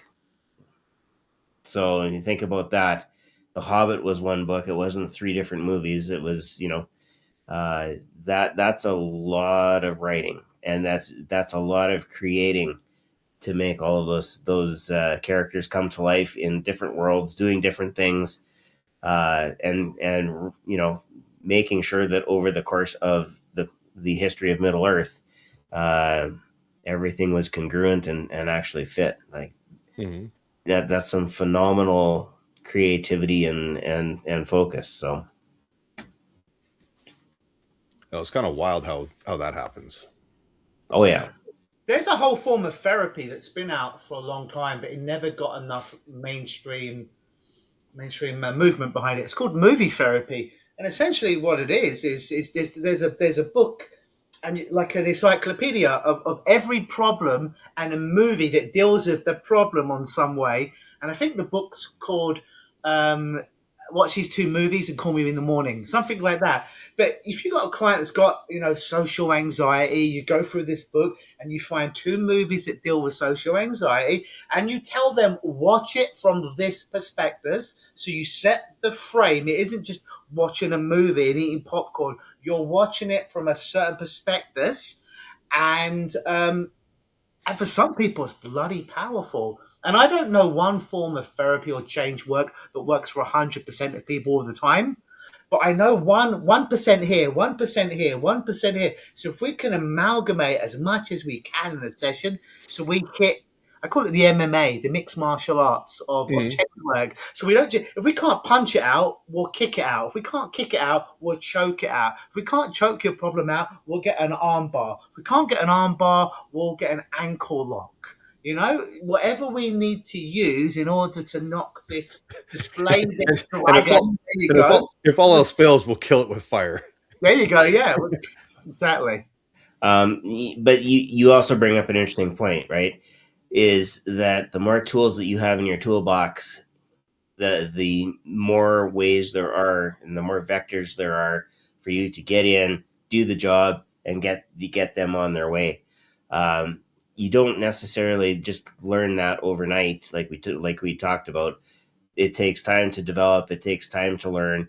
You're reading books. You're taking courses. You're looking for, hey, what's that tool that maybe somebody's doing something better than I am, that I can learn from, and then you're doing something better, so maybe there's something that you can teach other people, how you're doing it. And that's the beauty of spinning it back into community, whether you are a hypnotist, a hypnotherapist, whatever it is that you call yourself, or you're a performer, or a presenter, or you are a lecturer, whatever it is. All of those skills, when you have multiple ways to help people, it becomes so much easier to help people. If you are a one trick pony, for example, you can do one thing really well. That's good, and people would say, "Oh, yeah, that's specialization." That's a very narrow view of specialization in my mind. Specialization would be ideal. Exactly what you do. I don't believe anybody is beyond redemption. That's it. For me, I tend to, when I'm working on the therapy side, I tend to work with people who have a goal, or maybe they don't know how to set a goal, but they have an idea where they want to go. Okay, let's get you there. That's as niche down as I want to get. And there was no greater story than the story of redemption. I used to think the story of love, but even like lost love is redemption. For me, when these movies that we see, and when we see clients, it's always about redemption. Who doesn't want love and get inspired by a redemption movie when someone has lost hope, where they have tried, they have failed, and nothing has worked, and they redeem themselves? It's an amazing story that no matter how many times we see it in different guises, a romance movie, a horror movie, an action movie, a drama, a thriller. But redemption as a storyline, there is no greater story ever. Mm-hmm. No, and then also even on the hypnotherapy side, and this is where the hypnotherapist can be a little bit selfish, is how awesome is it, and how we talk about a career that's rewarding when you get those messages or the reviews that say, I've been off my medications for XYZ. I've quit smoking. I've lost such and such a weight. Like, I've hit my goals, and as a result, like, my life is better because you were a part of it. I mean, talk about feeling like a bit of a god. There's no pizza party that a supervisor can be like, oh, cool, or a check that someone can write is like, hey, here's a bonus thing because we sold X many widgets, or stock price went up. I mean, you brought intrinsic value to somebody, and that's pretty cool. Oh, for sure. Just posting in the chats. We're getting the place your bets. So we want to have people put in the chat, is Luke a friend, or is he a frenemy? Put your guesses in the chat below, and we'll ask that question here in a couple of minutes. We should change it to a heel or a baby face. In professional wrestling, the term heel would be the bad guy, the villain, right, and the baby face would be the good guy, would be the hero. I'm a huge wrestling fan, so. Right. Yeah. That's a whole nother, again, the WWF, when it was still the WWF, that was a whole nother genre of mm-hmm. And storylines, I should say, that you could kind of get behind. Hulk Hogan, Ultimate Warrior, and yeah, Macho Man Randy Savage. Yeah, let me see if I can do this still. Yeah. Ooh, yeah. There you go. Yeah. Now you're starting to sound like the Ultimate Kool-Aid Man. Warrior tattoo, right? He's my favorite wrestler growing up. So that was Yeah. the Ultimate Warrior's tattoo, right? Yeah, I was he was one of my favorites. Um, Completely roided out. Oh yeah, like guy was out of his they mind. all were. But There's no as question. a 10-year-old kid, that we weren't really into Marvel back in 89, 90. It wasn't such a big thing in England. But this muscled up dude with the face paint, the long hair, the tassels, the shaking, the ropes, the neon tights that would squash people in a minute by Yeah. pressing them above his head. Like Mhm. this was like one of my first. He was my second superhero after Mr. T. Mr. Yeah. T was my first superhero. You had Andre the Giant and the Yeah. Undertaker. Oh, it was awesome. And but no, so Yeah, we you have said a, you said you were going, but you were going through customs and they asked you your visit and you're like, I'm going to go see John Cena. Like Yeah. you went to just go watch him wrestle, or you actually went to go meet him and do some So sort of personal interaction. yeah, so John Cena, he had a big retirement tour last year, and Yeah. they messed it up. But I think he has legitimately retired. Yeah. But anyways, and he's a movie star. He's in legit movie, legit actual. He's in a thing called The Peacemaker on a DC character. He's a legit actor right now. So he's not one of my favorite wrestlers, but on the Mount Rushmore of biggest stars of all time, he's right up there. So we were going to go to Chicago to meet John Cena, to get a meet and greet with him, right? Mhm. But literally the night before, I got a gig in Buffalo. And the gig, this is a great story. You're going to love this. I think I told Brian as well. So I just started doing stage hypnosis last year, right? And because I'd always come to these conferences and people would be like, oh, you do stage? I'm like, nah, I just do therapy. But like, you need to do stage. I'm like, yeah, but I just do therapy. No, you need to do stage. I talked to Grant about it. Then finally, after 25 years, the message got through to my noggin. Mhm. So on one of these gig sites, I got booked to do a summer camp at 2 a.m. in Buffalo, New York. It's last minute. I say to the Hypnotixie, should we go? Should we drive there? It's 2 o'clock in the morning, and I show up, and it's two, and I'm like, oh, my girlfriend, so my assistant is driving me.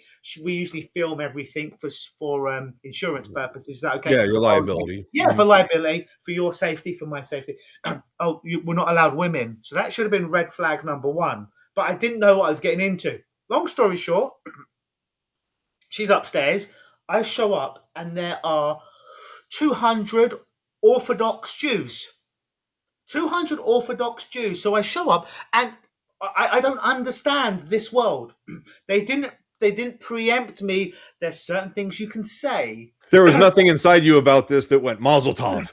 Yeah, I love the Jews. The Jews love me, but I did not know what I was getting into. So I show up. I've got all my music, all my skits. I do a clean show, but I'm just about to go on like, you're not allowed. So your concern wasn't like, oh my God, what are these people going to do to me? It's like, I am not 100% familiar with like the ins and outs and the intricacies of I don't their want to culture. offend them. Yeah, I don't want to. Yeah, I they're good people. I legitimately don't want to do anything to upset them. Yeah, I want to do a good job, and it's 2 o'clock in the morning. So now I've got like 200 Orthodox Jews around me, and they are chanting like a mob. I mean, the room was literally vibrating, and they're like, what's the age demographic of these? It was 13 to 16, I want to say.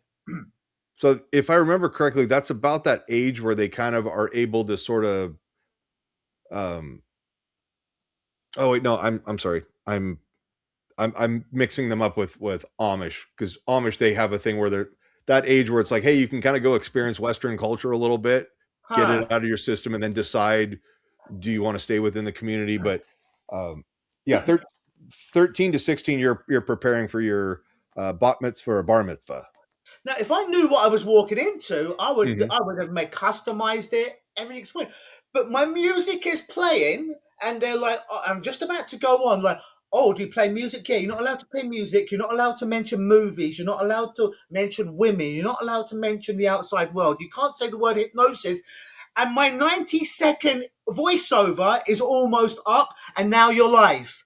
So now my show, my 90 minutes is out of the window. I cannot use my cues because I've been paid. I want to come back, and I don't want to offend these people. I don't want a bad review. But literally, this is my second show, my second or third show ever. And I'm there.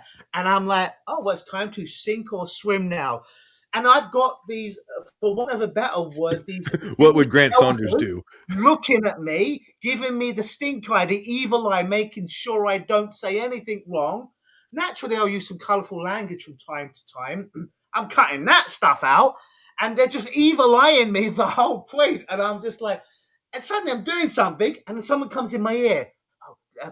Hypnotize him to make him believe he's this specific Jewish singer, and I don't want to mess the name up, but it's a name. It's a Yiddish name or a Hebrew name that I've never. Yeah, you're like I'm sorry, no offense, but I cannot L'chaim this.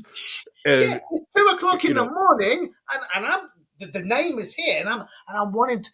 So I do the show, and I'm editing it, and I'm taking this out and putting this in, and it's a ruckus audience, and I'm exhausted.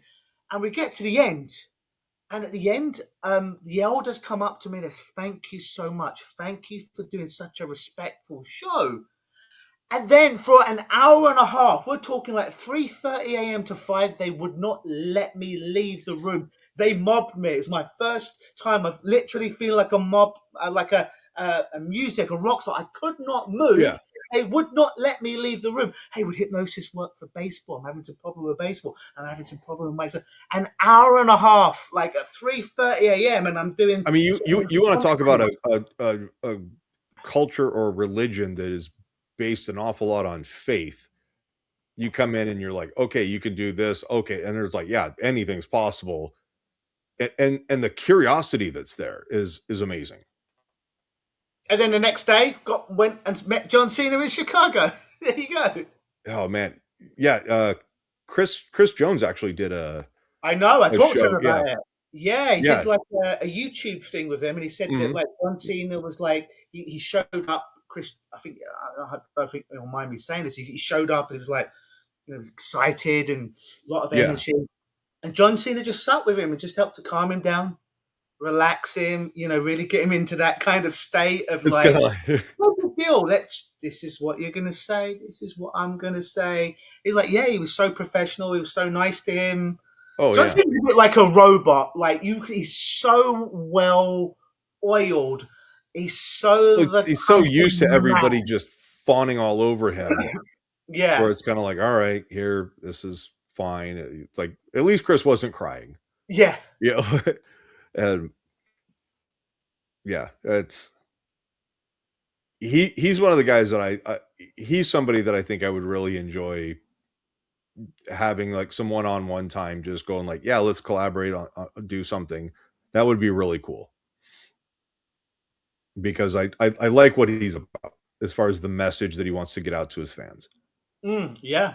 Like I say, on the Mount Rushmore of wrestling, really, it's Hogan, who I met a year before he died. Hogan was great when I met him. The Rock, Stone Cold Steve Austin, and John Cena. Now, these are not necessarily my favorite wrestlers, but on the industry, how they carried the company from millions to billions to the stock exchange. These are the 4 biggest guys of all time. So I got Hogan, I got Cena, still need to get Stone Cold Steve Austin, and I almost got The Rock. I was this close to The Rock. I was a few feet from The Rock when he came for a Black Adam preview in Toronto. But I think I might get Stone Cold next. But that Rock's going to be a tricky one. It's like reaching out to the right people to go, hey, let's do a collaboration. Could Stone Cold get hypnotized, or could Stone Cold be like, you sit over here, teach Stone Cold how to hypnotize somebody? And so no, that's Yeah, like now I got just like a bunch of ideas going swirling around in my head, going like, all right, anything's possible now. But now you see what I mean, right? We've been talking wrestling for about 10 minutes, and we're bringing up stories about our favorite wrestlers and whatnot. Like I know even before we got on the live, we were talking about Shawn's in Saskatchewan. How do you know where Saskatchewan is? Well, it's because we've got wrestlers that came from here, or they the Hart Foundation, Brett and Jim the Anvil Neidhart, that they were based out of Calgary, which is just one province over. But Brock Lesnar actually lives maybe 3 hours south of me. He bought some property and some land. He's got a farm in here in Saskatchewan. So it's amazing when you sit down and you look and all of a sudden this person that was on the screen or is larger than life, you find out is just a real person. And we've had that similar experience with a lot of stars. PHS, I would say. Catherine Hicklin would be a perfect example of that. She's been on soap operas, Broadway, TV shows, you name it, she's done it. And yet she's one of the nicest, most real people that you will ever find. And her husband Todd, connected with because Debbie Reynolds is mom, and Carrie Fisher is sister. Again, and it's like they were the actors of the family, and Todd is a total nerd. Just movie nerd about cinema and cameras and the technical aspect of it. Which it's like just a perfect marriage of interests. And complement each other. But again, two people that could close themselves off from other people and just do their own thing because they can, chose not to. They chose to be open and real and be friends. And it's when you get past the initial when you got the attack, oh my gosh, when you get past that initial starstruck, oh my gosh, this is a person, this is so and so, and you find out that people are people, regardless of who they are and where they come from. They've had their life that they've lived, and it's different than a lot of others. But when you sit down and talk to them, it is very much still a real exchange between real people. And speaking of real people, we have a debate going on here. So on TikTok, is it a mass debate? I don't know. I know it's after 10 p.m., but I'm retired. I'm just tired. On TikTok, we're seeing frenemy. On the main chat, we're seeing friend. So we should ask the question. Go for it, Shawn. All right. Oh yeah, I'll set the context. Okay. So Luke, it's not if it's on the table, if it's available. Okay, you are on the phone. You are ordering pizza. Shawn, the question, please. And the question is, does pineapple belong on pizza? Oh, this is a Jim thing, isn't it? This is a Jim thing, yes. Put the one up for Jim, our tribal chief, right there. R.I.P. I'm the most boring pizza guy in the world. Let me tell you, we have a thing called Pizza here in Canada, in Toronto, Ontario. I'm not sure if they have them where you are, Shawn. Yeah, they're around. Yeah, like for someone who eats New York pizza, this is not to write home about pizza. But I like my pizza like rock solid, like cardboard. Like if you drop it on the ground, it will break. It is so crisp. And I only like cheese pizza. Soon as I start putting stuff on it, it gets to be floppy. Remember like the Ninja Turtles and they had that pizza that would flop? I like my pizza boring, basic, and hard and stiff. All right, this pizza, not something else. I was gonna say, I'm like, we're still talking about pizza, right?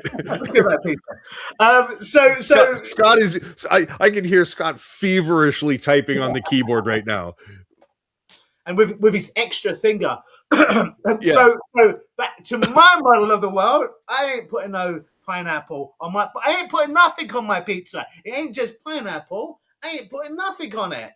Your terms are acceptable. Yes, that makes you a friend. There you go.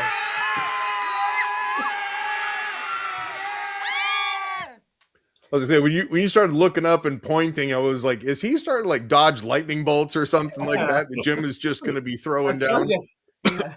Weird shit happens to. No, that's all good. Before we get on to our hypnosis portion of the podcast, have we missed anything that you wanted to talk about that maybe Shows coming up, websites, programs, trainings, anything that we've been putting up your social medias or websites and stuff in the comments as we've been going. Yeah. I often go and I give talks at conferences, and the biggest thing that people lack, including me when I began, was not they're lacking another technique, because there's a gazillion techniques out there that you can make work for you, right? But they lack the business know-how. Specifically, when you have a client on the phone, how do you get them to give you a minimum of $2,500 on one phone call? All right. So I got really good at having a screening call and getting a close rate. This is based on the last 6-7 years of, I'm really anal about this. 86.30% of people that I get on the phone would pay me $2,500. Talking $50. This is for 3 sessions. So we're not talking $50 here or there, but I got really good. And I kept getting this, my own screening call questionnaire that I developed. And I kept developing it and removing questions and different iterations of it. The screening on the website, like people would answer the questions and then you would be like, okay, this is somebody who I need to call. This is somebody who they're going to get the polite email. No, people can get that shit for free. If you want to be a fake client and go and see what my questions are, you get that stuff for free. But I'm talking, but when they actually get on the telephone, obviously we're talking is ethical and we do believe that we can help them. But if they've made it to the call and we're 20 minutes in, then I believe I can help them. But I mean, in a non-salesy way, really getting people plugged into their pain and activating that deep structure. So when and I'm the most expensive hypnotist that I know in Ontario. I don't know another hypnotist that charges more than me. But people are happy to pay me from doing it. When I asked them, we felt that you understood us, that you had all these testimonials. But my question there, it's over the last 26 years, the one that I do on the phone with people. And again, it's really, really powerful. So I'm putting together a program on that where people can actually have my script and that they'll have a workshop of me delivering it and perhaps a recording of me doing it with a client with their client's name removed and all the personal details so they can be led through it and hear it. And the actual script of once you've got someone into your funnel, whatever it may be, and you plug your problem into it that you specialize in, how you can close 86.330% of people that call you, and not for $50, but we're talking high ticket.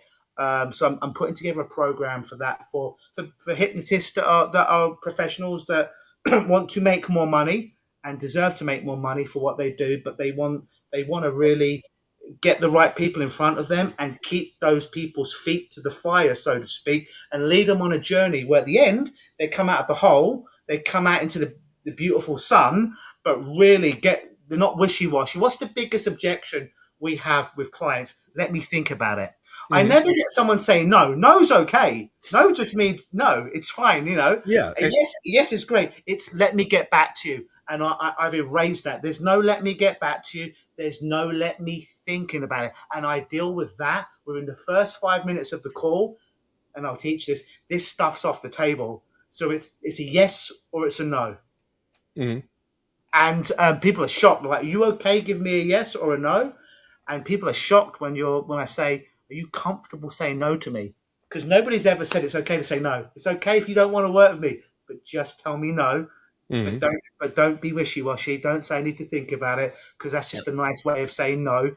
And respectfully, don't waste my time, and I'm not going to waste your time. But I do it. There's a whole 5 minutes before we even get onto the call that frames it in such a way that like, oh, it's cool for me to say no, and am I really serious about this? So Mhm. that's a whole program. If people are interested, they Are can reach out at are lukeGnosis.com. you going to be presenting at any upcoming conferences or be attending or anything like that? Yeah, so I should be at Michigan this year.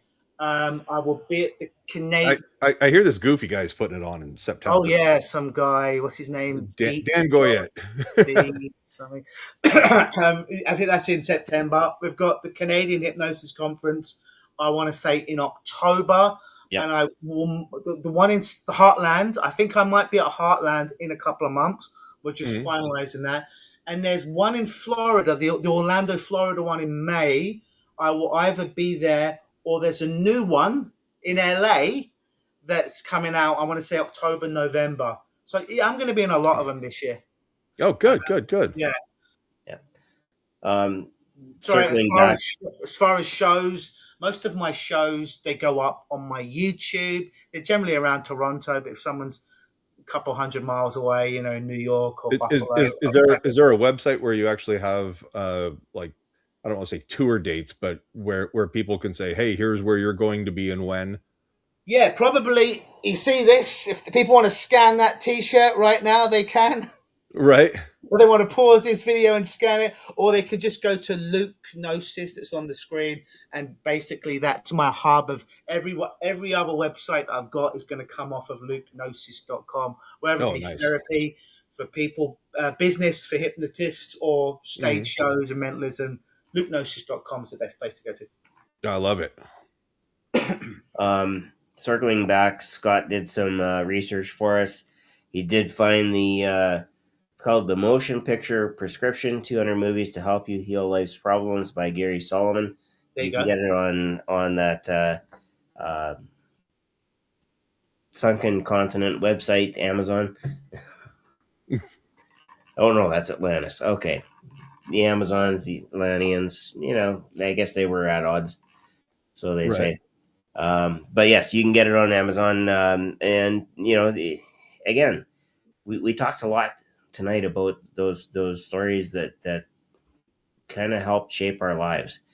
And if you can get in with one of those stories, and I would say Milton Erickson probably was an absolute stellar expert at doing this with his metaphors. And once you got into your, you know, not that I want to sound Star Trek-ish, but I will because I can. But once you get into your root metaphor, all kinds of things can be tweaked, affected, reframed, and you can come out on the other side going in the direction that you want to get to. So all of that said, I believe it is time for our disclaimer. Yes, and actually, it's a good thing I ran to the mailbox. I have a ballot that I need to get down to the ballot box and hit the grocery store in the next like 25 minutes. So what, while you guys get the disclaimer and everything, Luke, I'm going to jump off. Thank you so much for coming on board and joining us tonight. It's been a pleasure. I do hope to see you in Michigan at least.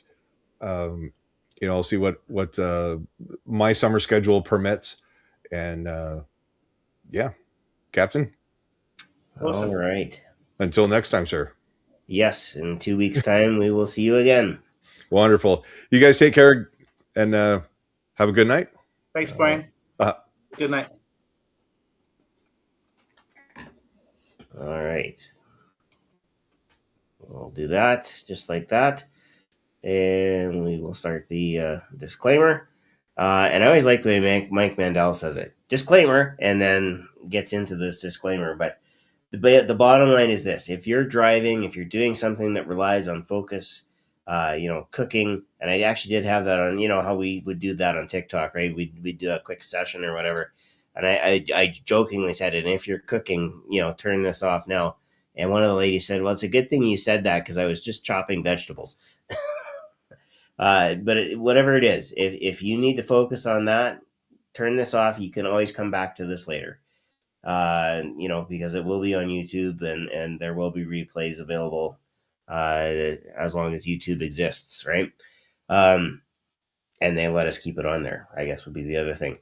But if you are going to participate, make sure you're in a comfortable spot. Make sure you set your device down away from you so that it doesn't tip over, in your lap and disrupt the process. Get yourself into a good spot where you're not going to fall over or anything like that. And Luke, I'm going to turn it over to you. Wonderful. And if you're on YouTube watching us while you're driving, why are you watching YouTube as you're driving, you dumb idiot? Put the phone down. All right. Never underestimate the ability to not follow the law, right? That's right.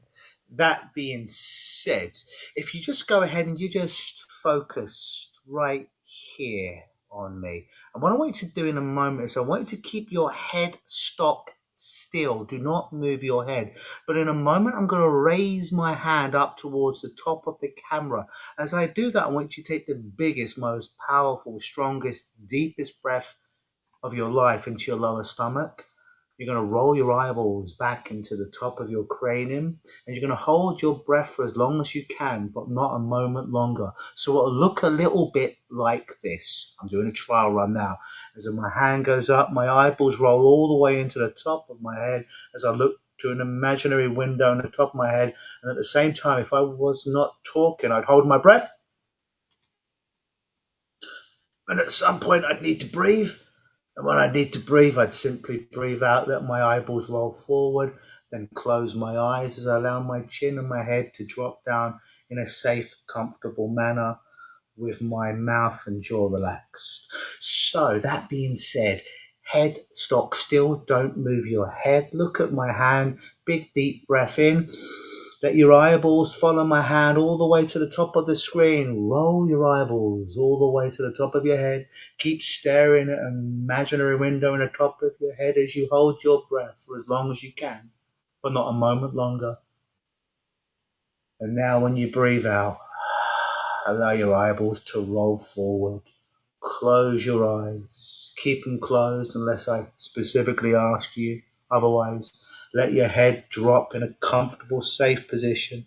Allow your jaw to relax, to be loose, limp, and lazy like a rag doll.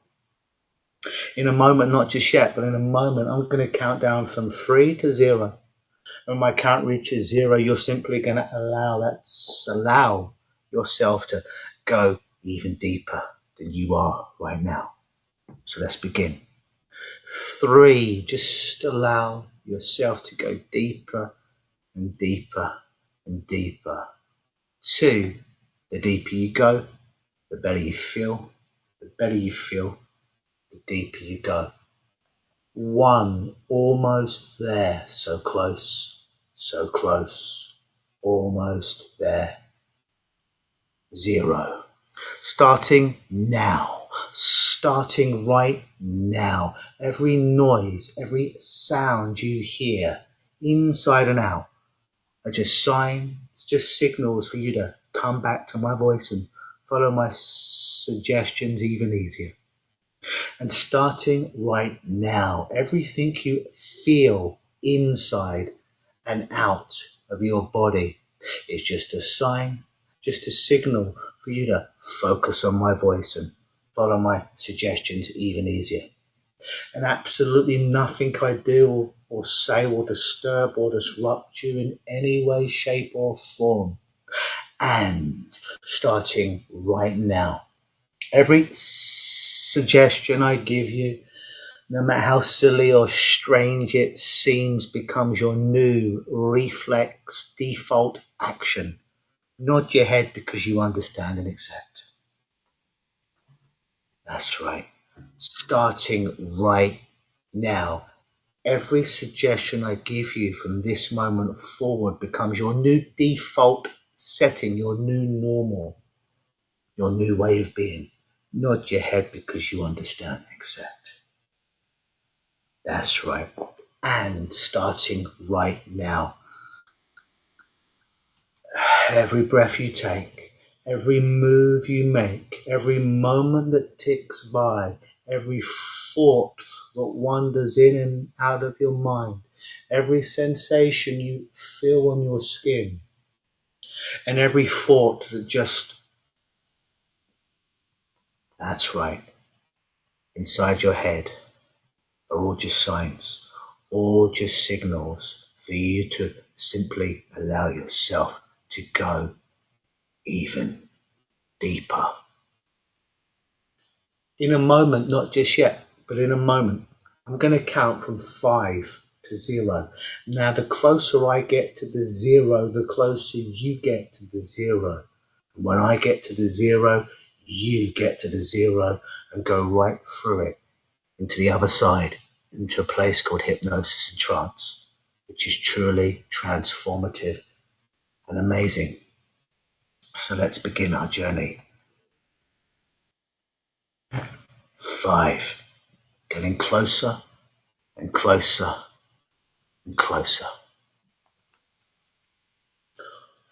4. Getting closer and closer. You have a growing sense of anticipation. You cannot wait to step through that 0 because you realize what's on the other side is an absolutely amazing experience. And you cannot wait to step through that 0 and feel just how good it feels. 3. Closer and closer. Closer and closer. 2. Closer and closer. That growing sense, that urge of anticipation is getting stronger, and you feel the excitement pulling you as you cannot wait to step through that 0. Feel just how good it feels on the other side, and you're almost there. 1. Almost there. So close. So close. Almost there. 0. Pass through the 0 now. Let it wash over you and through you, from the top of your head to the tips of your toes and everywhere in between. Sinking, dropping, drifting, floating, melting, deeper and deeper, deeper and deeper, deeper and deeper. You are doing very good. And you'll continue to go to the right depth for you to go to today to be successful in any reason that you're watching or listening to this recording. With every word that you hear, with every sound that you hear, with every sensation on your skin, with every thought that wanders in and out of your mind, with every breath that you take and every moment that ticks by, just simply are signposts to remind you to drop deeper, to feel even better, as my voice will go with you, and you are safe, you are secure at all times. In a moment, not just yet, but in a moment, I'm going to count from 5 up to 5, and on the count of 5, I'm going to click my fingers like this, or I'm going to clap my hands like this. It's not going to trouble you. It's not going to disturb you in any way, shape, or form. But what it is going to do is work as a sign, as a signpost, as a signal to your unconscious mind to allow you to double this feeling called the hypnosis, to go even deeper to the right depth for you to be successful today for any reason you are watching and listening to this. Mentally, physically, emotionally, spiritually, doubling this feeling. When I get to 5, click my fingers or clap my hands. 1, 2, 3, 4, 5. Double that sense of hypnosis. From the top of your head to the tips of your toes and everywhere in between. Sinking, dropping, drifting, floating, melting. Deeper and deeper, deeper and deeper, deeper and deeper. That's right. You are doing excellently. I'll do it again. I'll count to 5, click my fingers or clap my hands. You're going to double this feeling, go even deeper, feel even better. Get ready to feel really good as you allow yourself to go all the way down to the right level of you for you today to be successful for any reason you're watching or listening to this. 1, 2, 3, 4, 5. Double that Feeling again. Hypnosis, hypnosis, hypnosis from the top of your head to the tips of your toes and everywhere in between.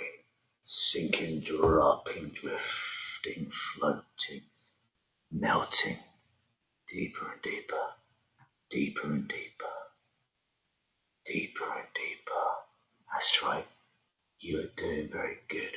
One more time, we're going to take the elevator all the way to the ground floor for you today to be as deep as you need to be successful in every reason you're here today, listening or watching. One more time, go all the way down to the right level for you, mentally, physically, emotionally, spiritually. 1, 2, 3, 4, 5. Double that feeling from the top of your head to the tips of your toes and everywhere in between. Sinking, dropping, drifting, floating, melting, deeper and deeper, deeper and deeper, deeper and deeper. That's right. You are doing excellently. And you'll continue to go to the right level for you today if you're not already there now. Your conscious mind can continue to listen to me if it chooses to, but doesn't need to pay any particular attention to anything I'm saying, because now I'm speaking to your unconscious mind. I'm speaking to your subconscious, your unconscious, your mind body right now. Part that thinks the thoughts, the part that stores the memories, the part that beats the heart, the part that breathes the lungs, the part that moves the body, the part that controls the whole endocrine system, the part that runs the show. I'm speaking to you now, the unconscious mind. And I want to thank you for all the work you've done so far with this person who's listening or watching this. Thank you for bringing them here today and having a journey to get them to where they are today in one piece. You've done your job. You've done your job well. But I know this particular person is listening or watching this recording now because they had a goal or something they want to work on. And perhaps there's something that's in the way of them achieving what it is they want to achieve. Now, I don't know what that is. How could I? I'm not even in the same room as you, and there's hundreds, maybe thousands of people that are listening to that recording, this recording, but you know what you need to work on. So whatever it is that you need to work on, whatever that particular goal is, and whatever is preventing you from achieving it, known or unknown, conscious or unconscious, I want to ask your beautiful, powerful, strong, unconscious, subconscious mind, the monkey mind, your beautiful, powerful, strong, super powerful, unconscious, subconscious mind, the part that controls everything. I want to speak to that part now. And I want you to go ahead. And I want you to eliminate that block, that barrier, whatever that thing is that's preventing this person from achieving their goal. I want you to delete it, much like deleting an old text message that you've read, you've actioned, you've understood. Now you don't need it clogging up your phone. Much like deleting an old email that you've read, you've actioned, you've understood. Doesn't need to hog up any more of your gigabytes.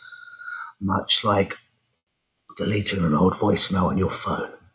And I don't know if your phone is like mine, but my phone only holds about 12 messages. Then it starts to re-record over the earliest one. So much like deleting an old voicemail that you've listened to in action and no longer need to hear it, or you might have your very own specific way of deleting that limitation now. Whichever it is, just go ahead and delete that limitation now, unconsciously. Take all the time you need, but understand your unconscious mind does things fast, faster than you could ever imagine consciously. And at some point, you'll just know, and you might not know how you know, that this problem's gone. You'll just feel something. And when you know that it's gone, even if you don't know how you know it's gone, you just know. And I'm not talking about knowing logically. I'm talking about knowing in your body. And in absolutely no rush, allow your unconscious to do its thing. And once you have a sense, a feeling, a sensation, a knowing that this thing is dealt with, even if you don't know how, just nod your head and let yourself know. Very good. Very, very good. And now I'd like for your unconscious, your super powerful unconscious, subconscious mind now to scan the inner resources, the inner files of your mind, body system, in fact, your neurology, to find new activities, new beliefs, new emotions, new patterns, new behaviors that it can install and activate, working in the background of all of your experiences, allowing you to do the things that the old thing used to allow you to do with none of the negativity, with none of the boundaries. Find a new, perfect, beautiful pattern, behavior, emotion, or program that will allow you to do all the things, the positive things, only positive things that the old program used to, with none of the negativity. And allow that program now to become activated, much like activating a new app on your phone or a new program on your computer. Switch that on and take all the time you need to do that now.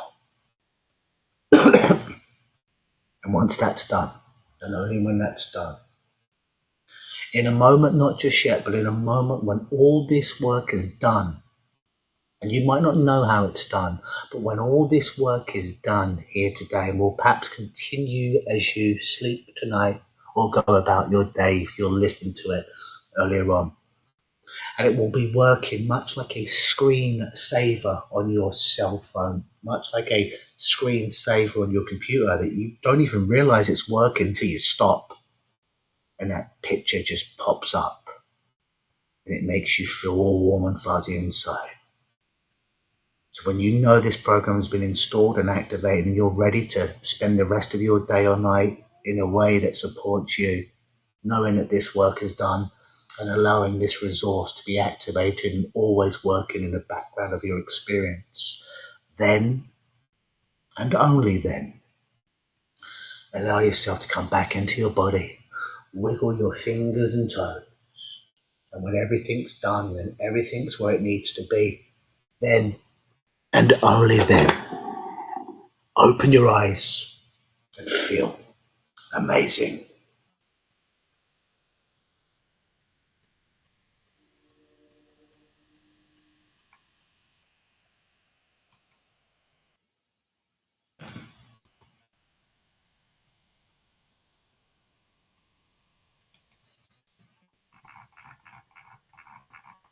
And as people come back into the room and into themselves, let us know how that was for you. We can't see you, so we're working on the assumption that you followed along and you've gained something here tonight, because that was phenomenal. And your brain might feel a little bit like my snow dial right here. So there's all these little bits that are moving around, and you might feel a bit discombobulated. There's a $20 word right there. But as you sleep, as you nap, as you go about your day tonight or tomorrow, everything and every particle will drop where it needs to go to favor this new decision, these new behaviors that have been installed and activated in your neurology for your own good and merit. Absolutely. And a few people in the TikTok room. I see the Hypnopixie. Matt is with us, just joined in. Reem has been here for a while. Of course, we've got our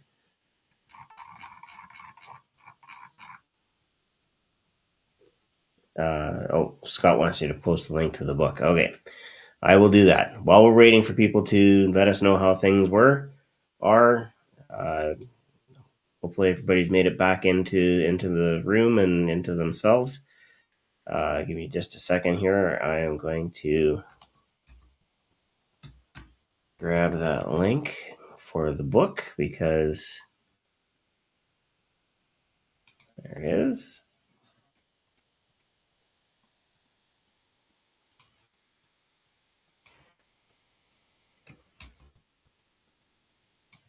Here we go. Oh, come back here, everybody.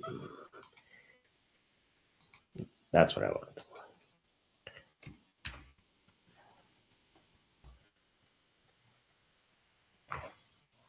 Okay.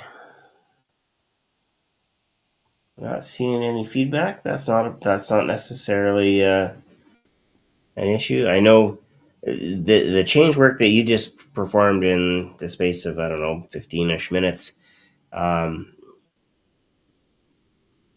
Those sessions are really powerful. They're really targeted, and they're really developed around the client, or in this case, our viewers looking inward at something that they want to change in themselves.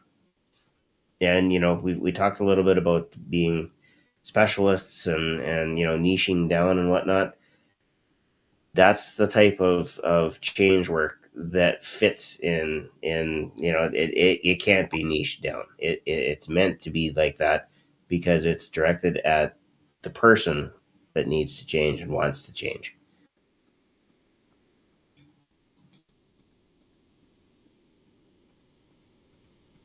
All right.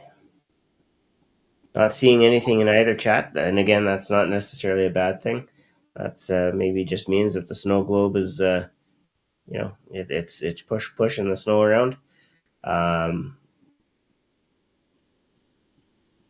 Did the link come up for the? Let's try that again. It didn't come up on my end, the offer the book. Okay. Just to make sure. Oh, Becca says, thank you for the trance. I went pretty deep. That's actually not really a surprise because at 4'10", pretty much all the water is deep. And I can say that because I'm only 5'3". So I used to be 5'4.5", when I had hair.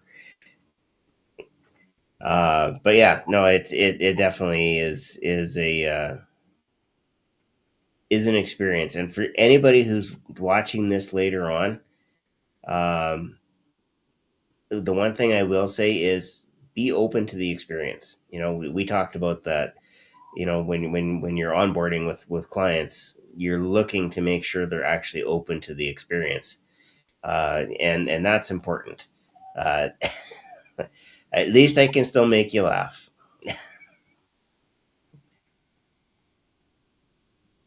So I true story. I actually did get to, back in the day. They used to have different badges for swimming and whatnot. So I made it to get the first star. I always likened it to being a general. You got my first star, and there were 5 stars, and I could have been a lifeguard.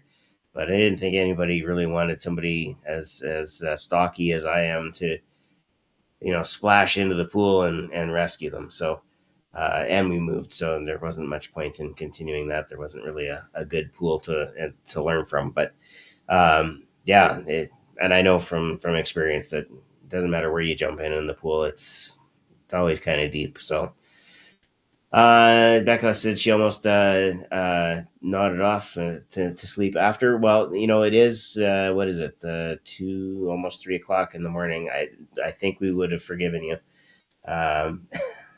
but you can go to sleep now because I think we are about ready to wrap it up. So Brian, of course, has gone off to do his civic duty, and we will see him in a couple of weeks. Time when we return, 2nd and 4th Tuesdays. That is when we do Hypnosis Hero podcasts. So, Luke, I want to thank you for taking the time to be with us. Captain. Really appreciate it. I was glad to actually meet you and actually have a more in-depth conversation than passing, in the night on TikTok or something like that. It's like, oh yeah, there he is, and then I'm off doing my own live, and then you're gone, and yeah, this was much better, and yeah, and like Brian said, at some point we'll meet up at a conference and have a beverage and all the good stuff. So all of that said, we'll see everybody in a couple of weeks' time. Until then, take care, stay well, be awesome. Have a good night, everybody.